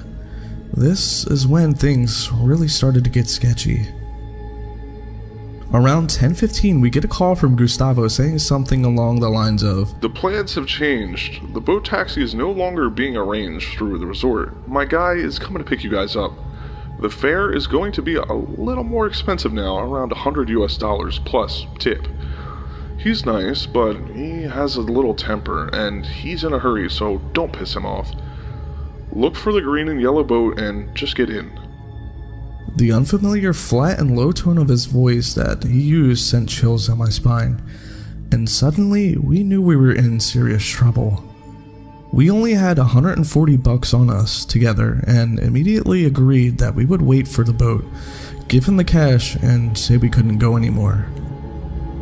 A few minutes later, we got another call saying, "My guy is going to be a little late. He has some drop-offs to make, but if you're not gonna dock when he gets there, he will be knocking on room 17. Don't make him knock." Room 17 is the room my parents are staying in. Vincent is about to throw up at this point. Trying to calm down, I suggest that we hide our phones and wallets nearby just in case they try to mug us. There was nobody but us at the beach at this point.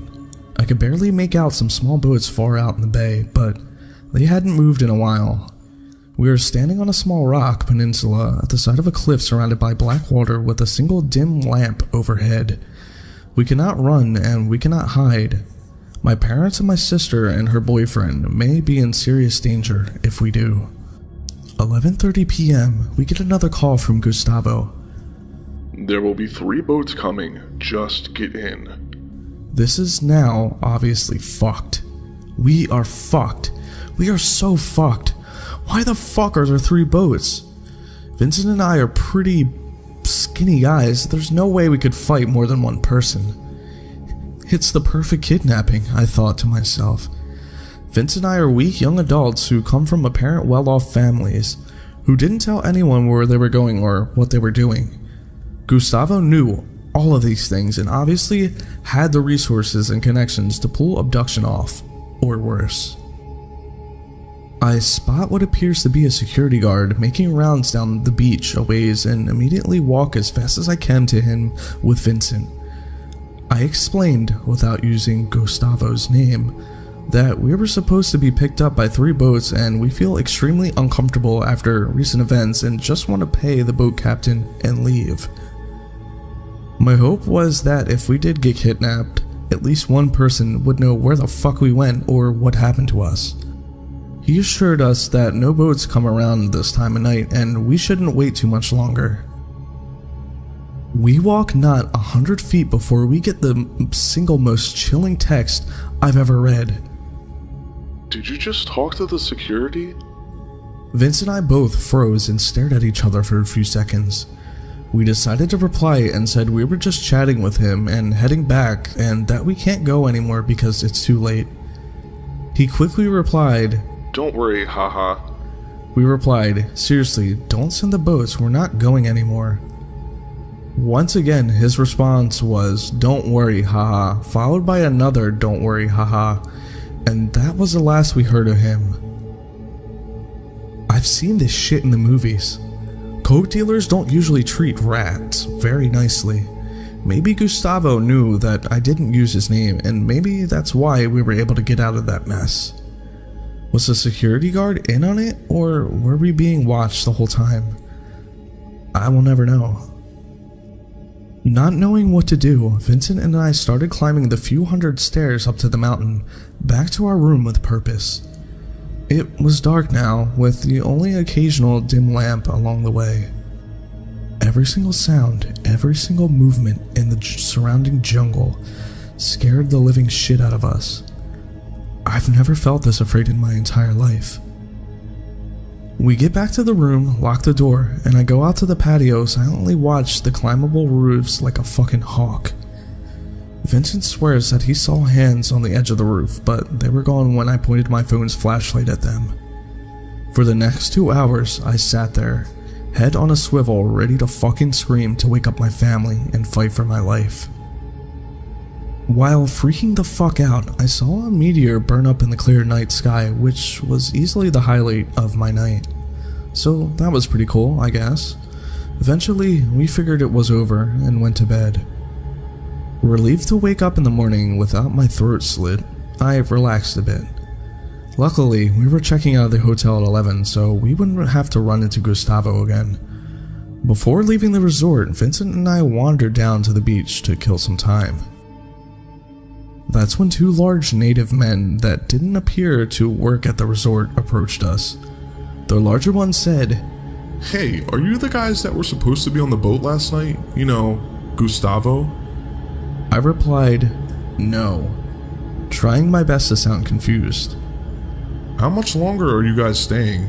He asked. We're leaving in an hour, I replied. He looked at me with an "I know you're lying to me" face, held out his fist, grinned and said with a low voice, Safe trip home. I bumped his fist and walked away, trying to stay cool. It felt like everyone who worked at the resort was looking at us and whispering about us for the next hour. I just wanted to get the fuck out. I didn't feel safe until we made it to the hour drive to the airport and got through security. Gustavo and your friends? Let's not meet again.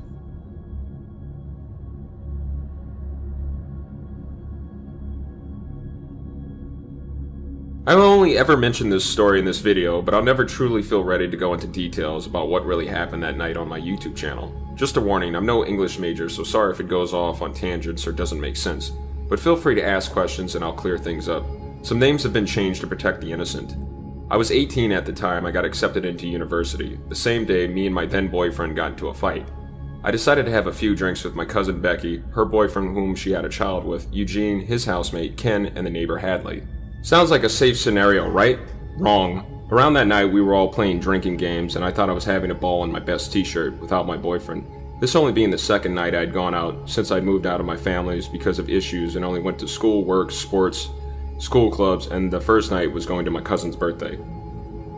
I noticed Ken kept staring at me the whole night, but I never tried anything, and Becky told me to stay away from him because he would sleep with anyone, including Hadley.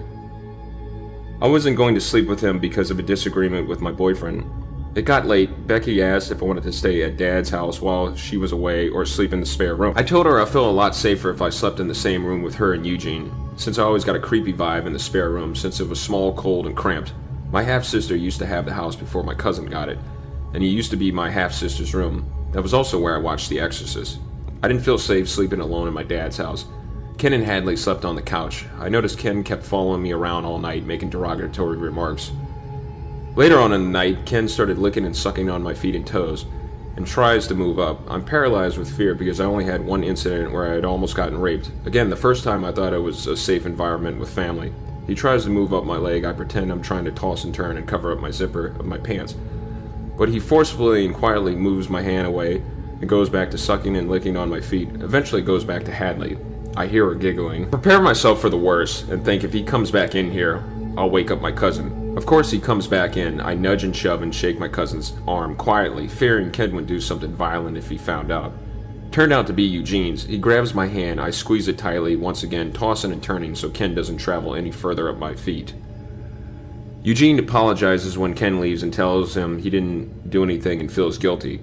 Maybe it's because Ken was bigger than him and he was under the influence of drugs. I didn't know he did crystal meth until later, but Eugene says he'll say something if he came back in. Yep, and he did. Eugene asks, "What the fuck are you doing in my room?" Ken nervously musters up an, "Oh, I'm sorry," and quickly walks off. This is now dawnbreak. Eugene profusely apologizes when I told him he could have woken up Becky. Then Eugene grabs my hand and I feel something erect. I pull my hand away. He tries it again. I move my hand away and tell him I gotta go back to my house. I take the longest shower of my life. Then I couldn't even wash the disgusting feeling I felt. I walked back to my home. I'm greeted with why it's my fault and I should have never left or fought or an argument, unfinished business with my boyfriend's mom. I burst out crying, tell her everything for the first time. She hugs me. They call the police and report both of them. I never went to work that day. Around then, Ken decides to quickly move the fuck out. Eugene and Becky are confused and ask my cousin if it wasn't touching what I think it was, what the fuck was I touching then? That was so important that I had to remove my hands twice. Eugene wanted to talk to me, one-on-one, but I refused. 2 weeks and 2 days later, he hangs himself, writes a letter to my cousin. I had no idea I was actually at my dad's house at the time after another argument with my boyfriend. Eugene only lives next door. His workmates actually found him when he didn't show up to work for 2 to 3 days. My dad tricked me into going to Thailand, said it was my fault I almost got raped. He drugged me. I'll never know if this was true. Against my will, the police decided to drop the charges since I was living in another country. That was 7 years ago, I gotta say. Ken does a damn good job at hiding his tracks. While I was writing this story, I did manage to find his Facebook. Please do not mention that you found this story out of respect for my family, in case he finds my YouTube channel or Facebook and intends to hurt me. If you do, you're giving the perpetrator fuel and just as bad. I'm living in another country, but I'm still terrified of him in some ways, if he can get away with it once. I feel this sickening and horrifying sense of guilt about Eugene, since I was the one that reported him. I was responsible for his death. He was my niece's father. I love her so much, but I'll always be reminded for taking her dad away from her. Here's his Facebook. Worse has already been done to him, so don't try anything malicious. Months later in 2010, I was on visit to New Zealand. I found out the day we met Ken, he was staring at Becky. One day while she was sleeping in the same bed with Eugene, he was just staring at her. She woke up. She got lucky. I have to wonder how much worse the situation would have gotten if I slept in the spare room or went back to my house all alone. The moral of this story is no matter how safe or careful you are in an environment, you can never truly be sure, and people you think you can trust can be turned in a heartbeat.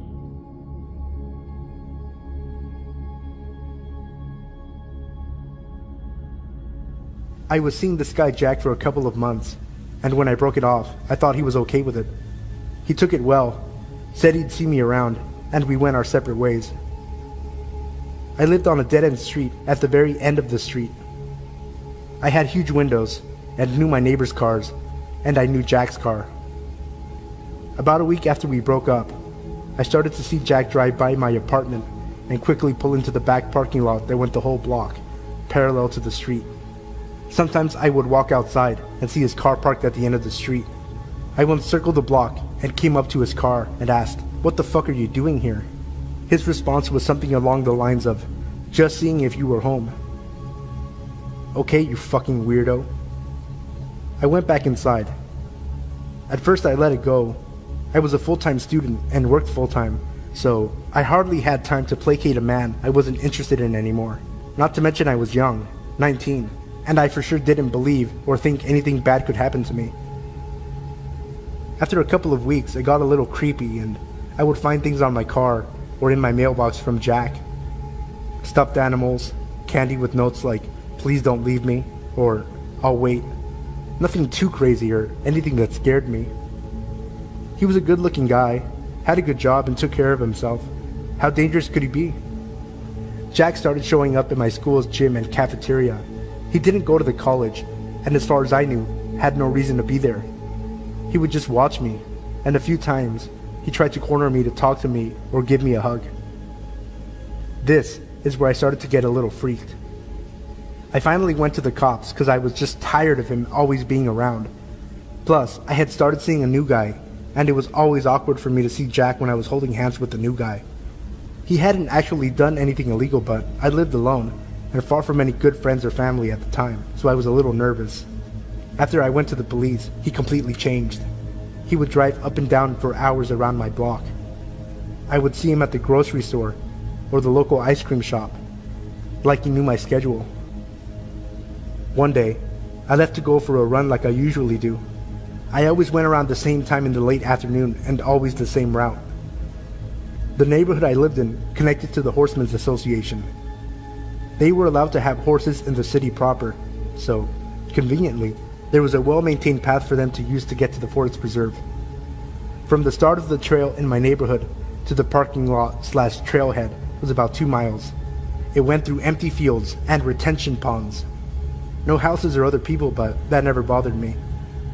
So, off I go into my own world as I concentrated more on the crunch of the gravel under my feet or the fall color starting to pop. As I closed the distance to the trailhead, there were 4 cop cars just waiting. Weird for where I lived. Very low crime and a quiet part of town. A cop stops me and asks my name. I give it and he asks me to come with them. Now I am freaked. I was shitting bricks. Finally, we get to the station and they explain everything. Jack had been picked up for loitering and suspicious behavior.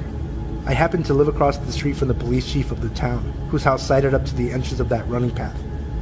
He knew about Jack, as I had mentioned about a month before, that someone kept coming by and hanging about. The police had noticed Jack's car earlier in the day, and when Jack spent hours hanging around, he got suspicious. He had Jack tracked down and asked him questions. He admitted to letting them search his car. They discovered that Jack had duct tape and a bottle of chloroform. I quickly moved.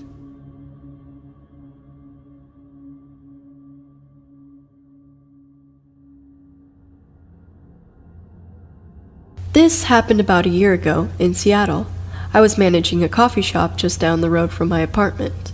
An easy 15-minute walk most mornings, which I appreciated since I like to sleep in as much as I can. I had done this walk many times, leave at 5:45 and get to the cafe at 6 a.m. But what happened this morning would shake my comfort about early mornings, my neighborhood, and my city. Because I would sleep in so close to when I would have to leave, the walk to work would usually be the thing to wake me up. I stepped off the steps of my apartment building and maybe took 5 steps before feeling extremely uncomfortable. A man had just crossed the street and was walking towards me. Something in my body told me not to make eye contact with him. But just as passing, I couldn't resist and looked into his eyes. His eyes were piercing and my heart started to race. To the best of my abilities to describe him, he was at least 6 feet, wearing all black, a hoodie pulled over his head. But his eyes are what haunt me to this day. I wasn't sure if he was African American because his skin was black, and there were large white circles around his eyes, almost as if he had painted black onto his face, which I am certain to be the case. With that one glance, I knew something was wrong. I walked quickly and crossed the street to the other side. I glanced back and he was standing at the foot of the stairs of my apartment building. Certainly he had seen me come out of there. At this point, I was about a block away from him, hiding behind a tree in the doorway of another apartment building, calling my boyfriend over and over. I watched as he looked at my building for what felt like an hour, and proceeded down the sidewalk the opposite way I was walking. I was shaken and relieved. I was thinking about all the things I would have done, running to the police station that was 2 blocks away, calling the security guard I knew was working in the building I worked. All of these different things came to mind. I continued to walk down the block, but felt the urge to take a glance behind me, and thankfully I did. I couldn't see the man walking on the block. He surely would have still been on. I wasn't sure what to make of it until I saw him, on the same block as me, across the street, coming closer. I started to run and he matched my pace. I ran the 2 blocks to the police station, and he was gone. I went in and made a report and called the owner of the cafe to come get me. It took a while before I felt comfortable walking to work alone. Even alone, I couldn't listen to music or anything, always aware of my surroundings. Thankfully, I have never had another encounter with this man. So, weird creepy dude on 12th Ave, let's not ever meet again.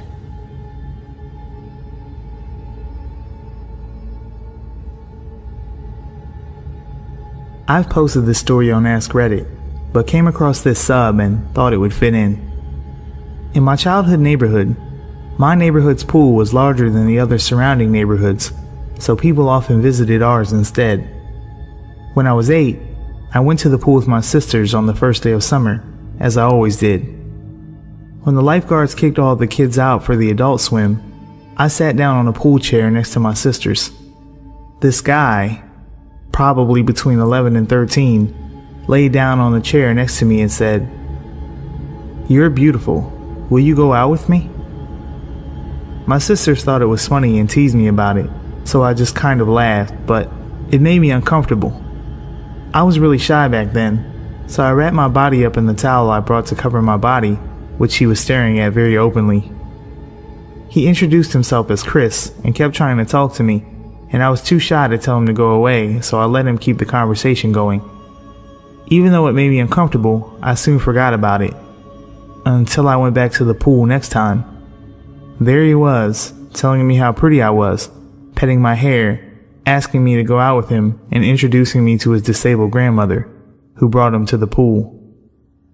Anyway, one day this girl came up to me and asked me if Chris was bothering me.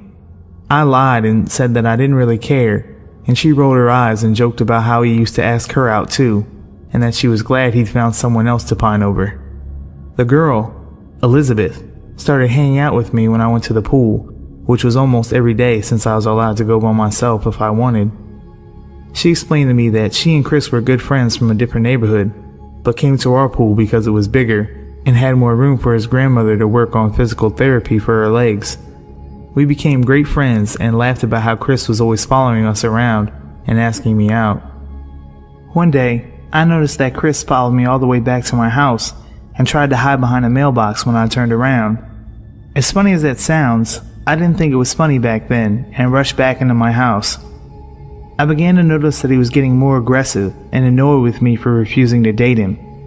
He started asking me to go on walks with him through the park and brought his grandmother so I didn't feel like I could say no. He would take me into the woods or behind the jungle gym, out of sight from his grandmother, and make creepy comments about my body and touch my cheek while telling me how pretty I was. He'd pet my hair and try to bounce the curls, like stretching out a spring and watching it curl up again, his grandmother would offer to let me sit on her lap during these walks while she controlled her wheelchair, which made me feel really uncomfortable because I didn't know her well, and being a stupid, ignorant 8-year-old, I thought her atrophied legs were a little gross. He continued to follow me home, even when I took shortcuts through the woods or the long way that led in circles. His presence began to make me nervous because I wasn't sure what would happen if I continued to turn him down. I started avoiding the pool when his grandmother's handicap van was there, but I'm pretty sure he just fixed that by showing up later than usual, so I'd already be there when he arrived. All of my friends, including Elizabeth, thought it was so funny, so I never told them I didn't want to go to the pool anymore and never brought it up to my sisters or parents. So if someone asked me to go with them, I'd just go and hope he wasn't there.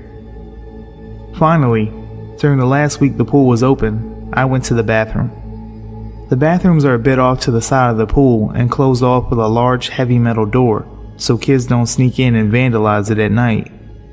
The second I entered, the door shut behind me and the lights turned off. Then I heard Chris say, "I'm not letting you out until you agree to go out with me," and he locked the door. The bathroom was cold and pitch black, and I was terrified of the dark at the time. The tile was that disgusting, slimy, wet feeling that tile gets when it's wet, with bits of dirt and sand on it, which is why I never liked going in there in the first place. It also smelled like chlorine and a typical subpar public restroom, stuff of nightmares for an 8-year-old. I started banging on the door and screaming for help, but nobody could hear me because of the really heavy door in the location. But then some angry soccer mom started screaming at me to stop pranking her and how much trouble I was in.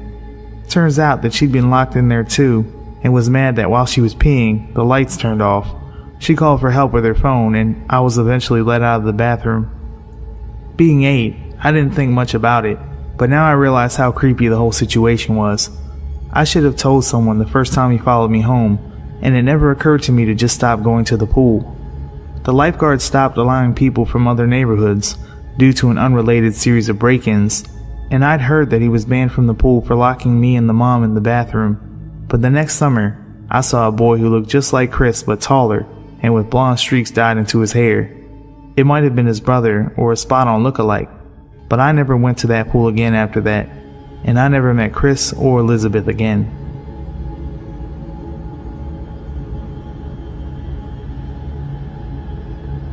Some background info. I attended a private high school, but our tuition did not cover the school trips and the like. This incident took place during the summer of my junior year, during the last few months of school. During high school, I was part of the Language National Honor Society, a club that will only let you in if you have an A and are overall level 3. 3 years of language study in a non-English language. Mine was Japanese. I had taken several classes over the summer and tested from level 2 to level 4. I was ecstatic to join the club and do all the activities advertised, including traveling to our respective countries of study. That meant if I kept my grades up, I would be able to travel to Japan just over summer for a home stay. Part of the way us students raised money for our trips was to recycle all of the school's recycling and turn it in for a collective fund. Again, private high school. I guess we just did things differently. Anyway, the jobs for recycling were divided between the students who sorted the recycling and dug through the trash at school, and ones who drove the bags of bottles to the local recycling center. I was in the latter group, since my family owned a Suburban, which could fit most of the bags in one trip, with all the other seats down. So during late April, early June, I was signed up to take the bags. My mom offered to drive, since she wanted to use the truck to go shopping later in the day. It was surprisingly hot for the west side of Oregon. I was dressed in jean short shorts and a t-shirt and sneakers. No way I was going to wear flip-flops at the center, even with the heat. Old soda feels disgusting as it dries between your toes, trust me. At this time, my mom and I were not in a good spot in our relationship. We butted heads over every little thing, including recycling. She couldn't understand why I insisted on going to the recycling center early in the week. It was wasting time because she needed to buy something for one of my siblings' school projects. If you want, you can just drop me off. I'll grab a soda or something and text you when I'm done or walk home, I said, annoyed. She sighed. I'll wait around for a bit. When we reached the center, which was connected to a QFC, she parked one row from the entrance and I hopped out, dragging 3 huge bags with me. I returned to the car to grab the second batch when I felt it. That tingle go up your spine when someone is watching you. I frowned and then looked around. There was no one around really, except for an elderly-looking old man sitting in his car in the row behind us. He was looking right at me. I did a quick check to make sure there was no soda streak on my bare legs. Shit, there's a hole in my shorts. Jerk. To go ahead and laugh at the dumb teenager with bright pink panties. He wasn't laughing, but I was more embarrassed by the staring than creeped out. With a huff and a grumble, I dragged the remaining bags to the recycling center. It's a small open room that you can see into from the parking lot. Recycling machines lined the walls, and I got to work. A few minutes pass, and I get a text from my mom. I'm going ahead to the mall. Text me when you're on your way home. I don't want you waiting around for me to pick you up. Great, I text back. A few more minutes later, and I hear a car pulling up into the parking spot right in front of the recycling center opening. I look up as a reflex, and I felt my heart sink. It's the old man from before. The tingle down my spine is made of ice this time, settling in my gut. This was not okay. The man was watching me. Even if he was waiting for somebody, why not remain in his original spot? Why pull up in front and park instead of driving closer to the grocery store entrance? Still, I try to ignore it. That is, until I hear a creak of door hinges. My head snaps up, and I see the man has opened his door and has one leg sticking out. I text my mom, "Can you come back?" She asks why. There's this guy watching me and is creeping me out. Just go tell one of the employees if he's really bothering you. You're young. I'm sure you can outrun them anyways. Yeah, thanks, Mom. The man hasn't gotten out of his car yet. He's just sitting there, watching me. Watching me stand there with my phone in my hand. That's when I noticed a very rhythmic movement of one of his arms. Hell no. Abandoning my bottles and walking out of the recycling center and heading towards the entrance of the QFC. As I pass the car, I can't help but look, just to make sure I'm right. And lo and behold, the man is sitting there half out of his car, watching me. He's exposed and pleasuring himself. That sight makes my lip curl in disgust. I hurry into the QFC and tell the first employee I see what's going on. She just says, "Oh, that's gross," and walks away. Yeah, fuck you too, lady. I feel gross. Violated almost. It makes my skin crawl, but I'm too nervous to go back out of the store again. I linger by the doors, like a creep myself. Nervous. After about 5 minutes, another employee, a man this time, comes up to me and asks if I'm lost, and reminds me that there's no loitering in the store. I have no choice but to go back out again. Thankfully, the man is gone. I finish the recycling, turn in the receipt for cash, buy the damn soda and walk home. I never saw that man again, and opted for sorting bottles at the school instead of taking them to the recycling center. On the plus side, my relationship with my mother has gotten a lot better since. The downside, it wasn't the last, or even the most extreme creepy encounter I've experienced.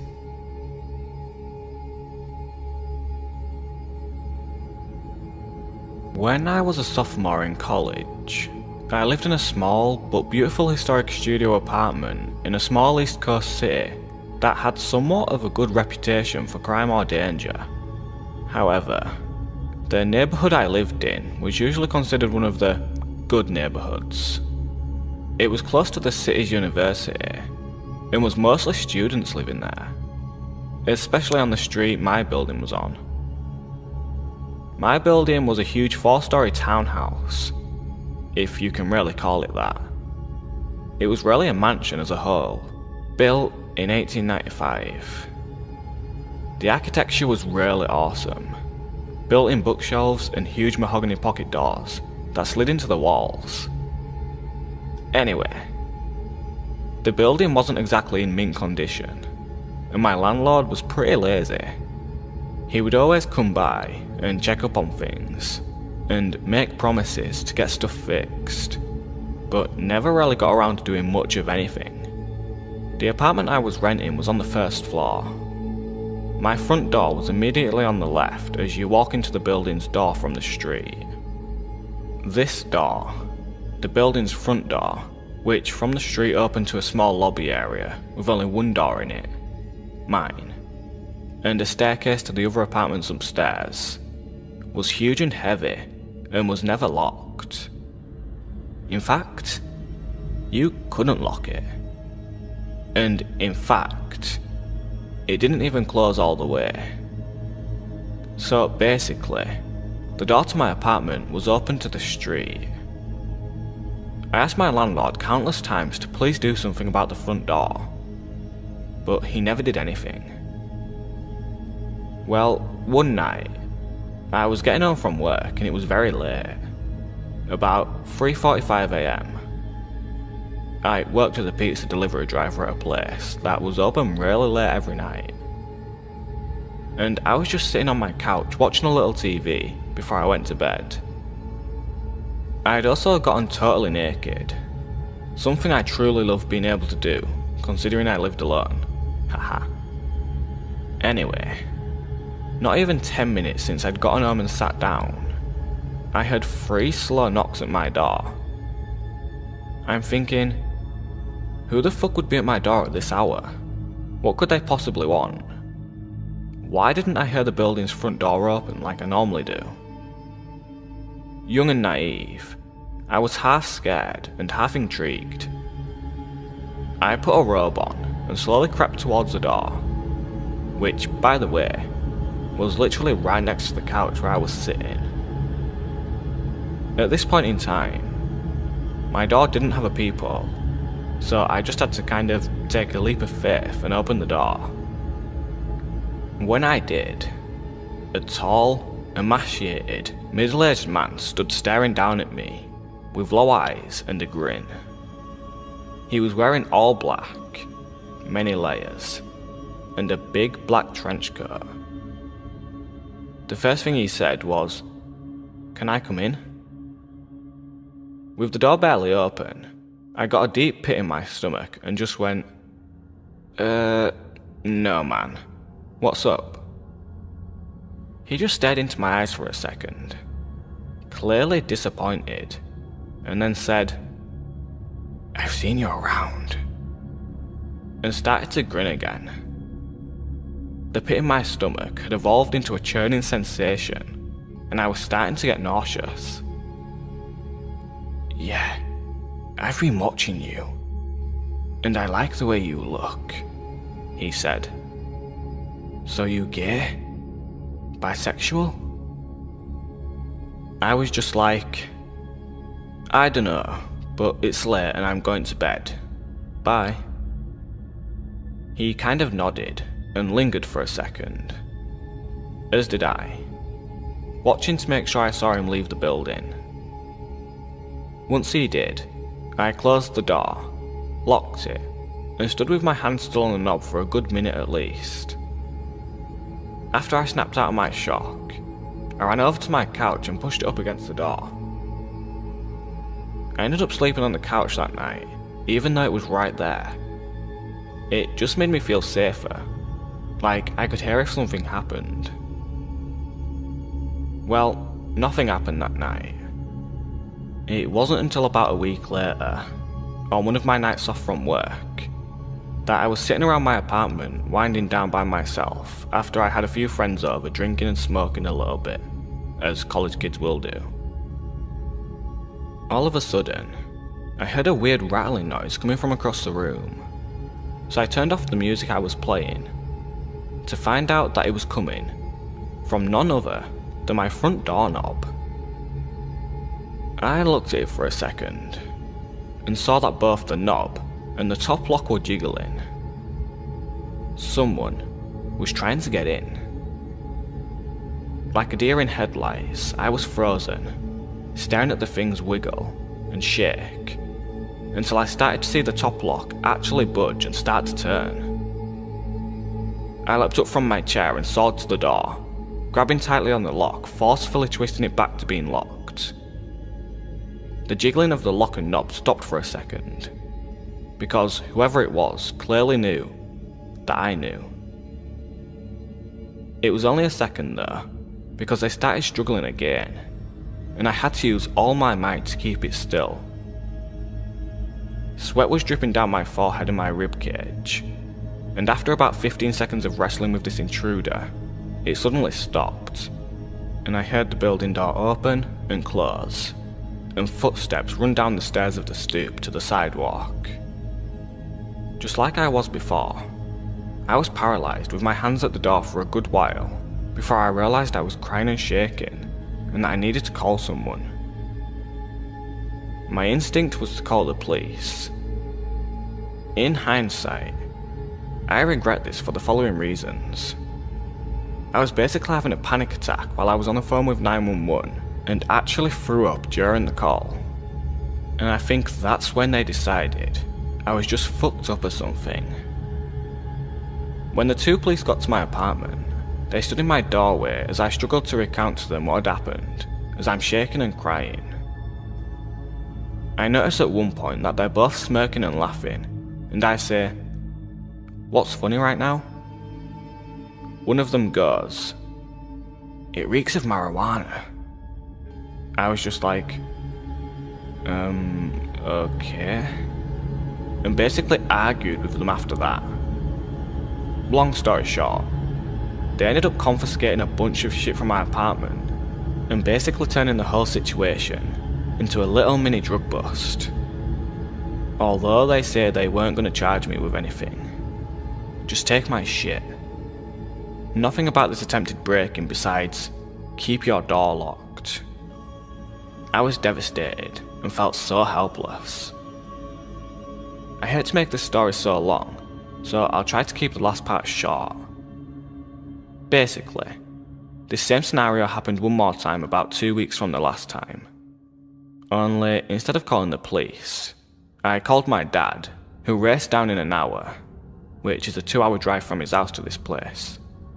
And he had a crowbar up his sleeve, haha. Unfortunately, by the time he had gotten there, whoever it was had already left. They didn't struggle very hard this time. My dad ended up cussing out my landlord and demanding he get the door fixed and install a new lock and a peephole on my door. He did make this happen within a reasonable amount of time. And I also got one of those bars you wedge between the doorknob and the floor, as well as an aluminium baseball bat to protect myself with, so I felt a lot better from then on. Needless to say though, I ended my lease for that apartment a month early and never moved back to that street. I never found out for sure who was trying to pick my locks, and if it was the guy who had come to my door the first time. But whoever it was, let's not meet.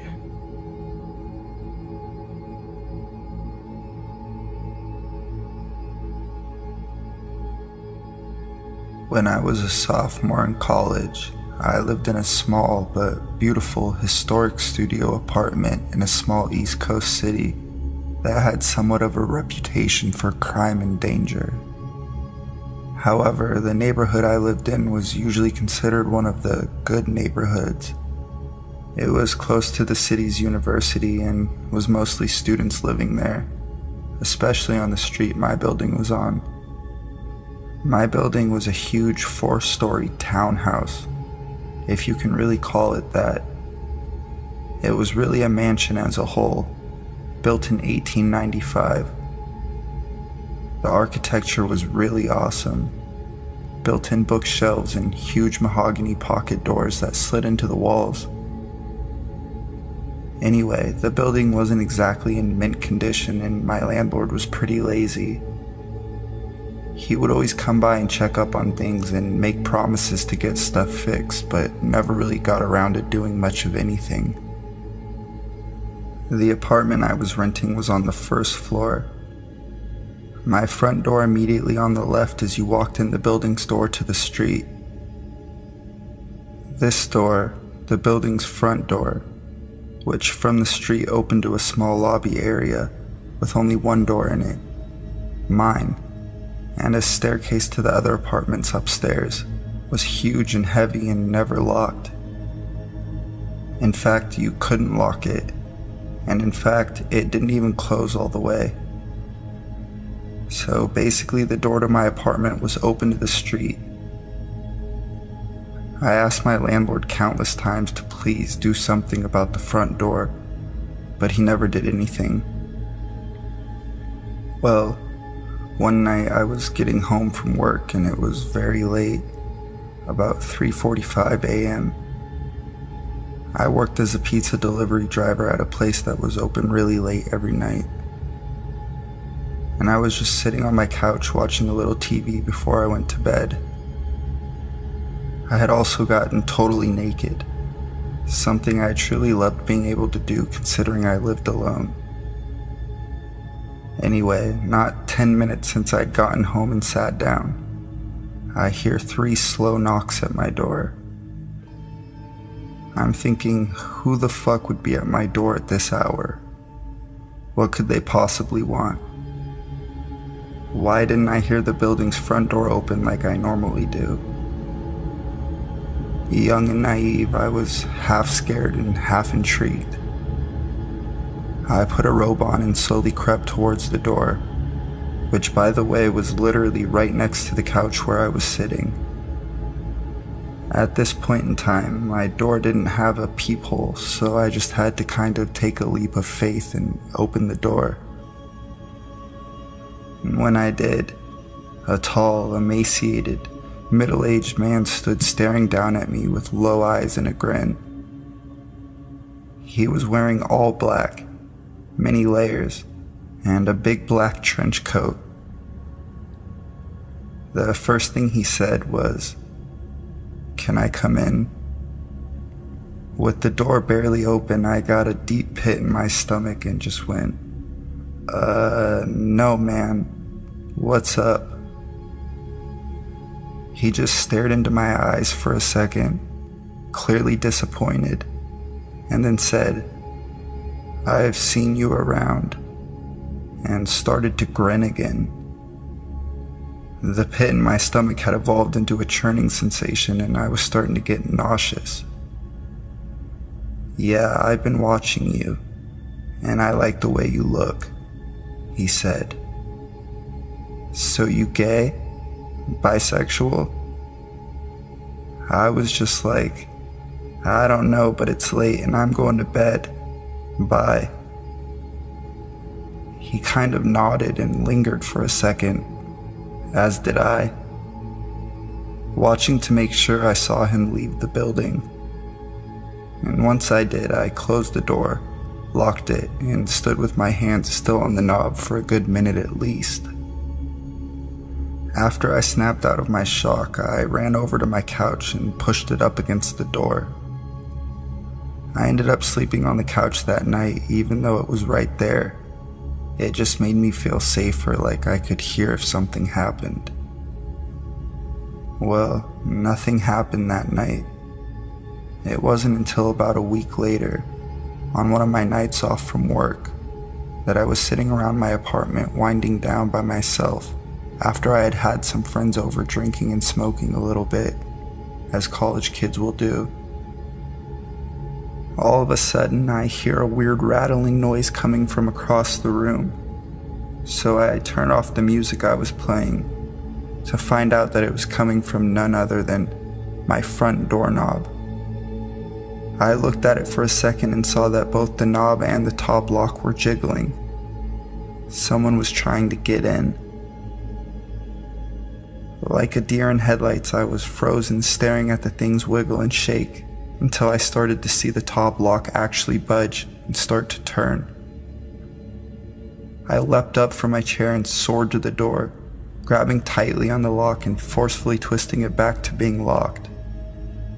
The jingling of the lock and knob stopped for a second because whoever it was clearly knew now that I knew. It was only a second though before they just started struggling again, and I had to use all my might just to keep it still.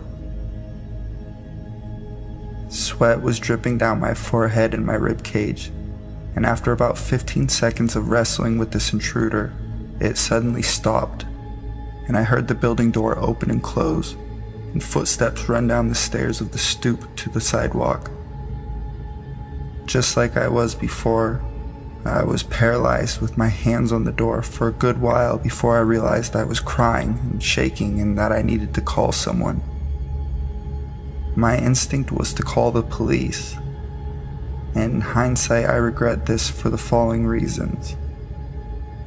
I was having basically a panic attack while I was on the phone with 911 and actually threw up during the call, and I think that's when they decided I was just fucked up or something. When the two police got to my apartment, they stood in my doorway as I struggled to recount to them what had happened, as I'm shaking and crying. I noticed at one point they're both smirking and laughing, and I say, "What's funny right now?" And one of them goes, "It reeks of marijuana." I was just like, okay, and basically argued with them after that. Long story short, they ended up confiscating a bunch of my shit from my apartment and basically turning the whole situation into a little mini drug bust. Although they said they weren't going to charge me with anything, just take my shit.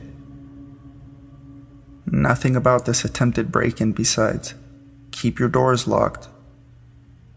I was devastated and felt so helpless. I hate to make this story so long, so I'll try to keep this last part short. Basically, this same scenario happened one more time about 2 weeks from the last time. Only instead of calling the police, I called my dad, who raced down in an hour, 2-hour drive from his place to this place, with a crowbar up his sleeve. Unfortunately, by the time he'd gotten there, whoever it was had already left. They didn't struggle very hard this time. My dad ended up cussing out my landlord and demanding he get the door fixed and install a new lock and a peephole on my door. He did make this happen within a reasonable amount of time, and I also got one of those bars you wedge between the doorknob and the floor, as well as an aluminum baseball bat to protect myself with, so I felt a lot better from then on. Needless to say though, I ended my lease for that apartment a month early and never moved back to that street. I never found out for sure who was trying to pick my locks and if it was the guy who would come to my door the first time, but whoever it was, let's not meet.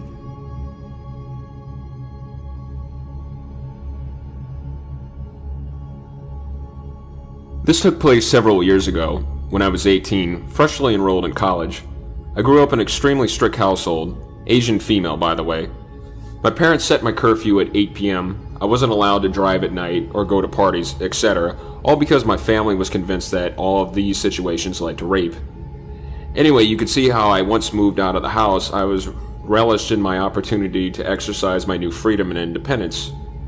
One night around 11 p.m. I got super hungry and had a real craving for Arby's roast beef sandwich. My roommate was tired and didn't want to go with me, so I hopped in my car and decided to go make a quick trip by myself. To get to Arby's, I had to take a stretch of the road that was really secluded and not well lit, of course at the time of night.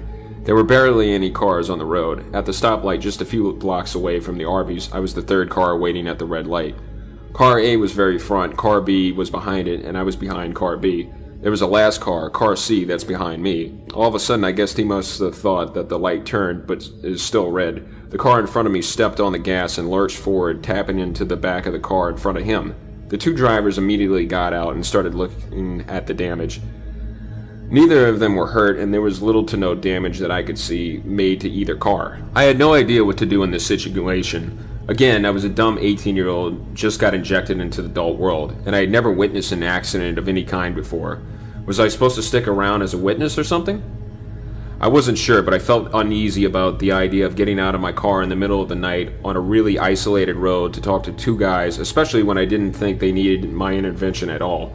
Again, it was a super minor fender bender, and they were talking really civilly, though they didn't move their cars. So the light turned green, I decided to move over into the other lane and proceed on my way. Again, this may have been the wrong thing to do, but I didn't know any better. The car that had been behind me didn't like the fact that I was trying to leave. To this day, I have no idea what they were thinking. At the time, they must have thought I caused the accident or something. Anyways, I shifted over into the other lane to leave. They started blasting their horns at me. I got super scared and proceeded down the road, past the green light. And car C, the one behind me, took off after me. What ensued was still the most terrifying experience I've ever had. The car, which I could dimly see had 2 male figures in front seat, followed me closely for quite a while, occasionally blasting their horns aggressively. They would speed up until they were just about to hit the back of my car when I was starting to get really freaked out, so started making random turns to lose them, or to see if they were really following me. They definitely were. I made 3 left turns and they were still on my tail. Eventually the car pulled over into the lane beside me and kept speeding and nudging into my lane, as if to cut me off or run me off the road. I was actually crying now and called my then boyfriend, telling him what was happening. I initially wanted to drive to his house, but then I realized I didn't want these psychos knowing where he lived. I tried to avoid making eye contact with the 2 men in the car beside me, and tried not to let them imitate me off the road. They kept blaring the horn, and then eventually the driver rolled down the window. I was too scared to talk to him, but I could hear what he screamed clearly through my window, which had a slight gap in the top that never sealed up. "We're gonna catch you, bitch, and I'm gonna rape your dumb ass." I think the guy next to him said something like, "Don't slow down" or something, but I couldn't hear it clearly over the rushing of the wind and the sounds of our cars accelerating. My boyfriend heard them shouting over the phone and directed me to the nearest police station, which was about 8 minutes away from where I was. It was actually hard for him to find the police station to give me any directions to it because he had no idea where I was. 2 guys kept shouting things at me, but I didn't know what was said. I was too busy blabbering to my boyfriend. Maybe it was really hard to remember what went on in those moments. Physically, I was speeding so fast to try to get away from those guys. At this point, I was just hoping a cop would stop me. There were no cars on any of the roads we went down, and it just made everything worse.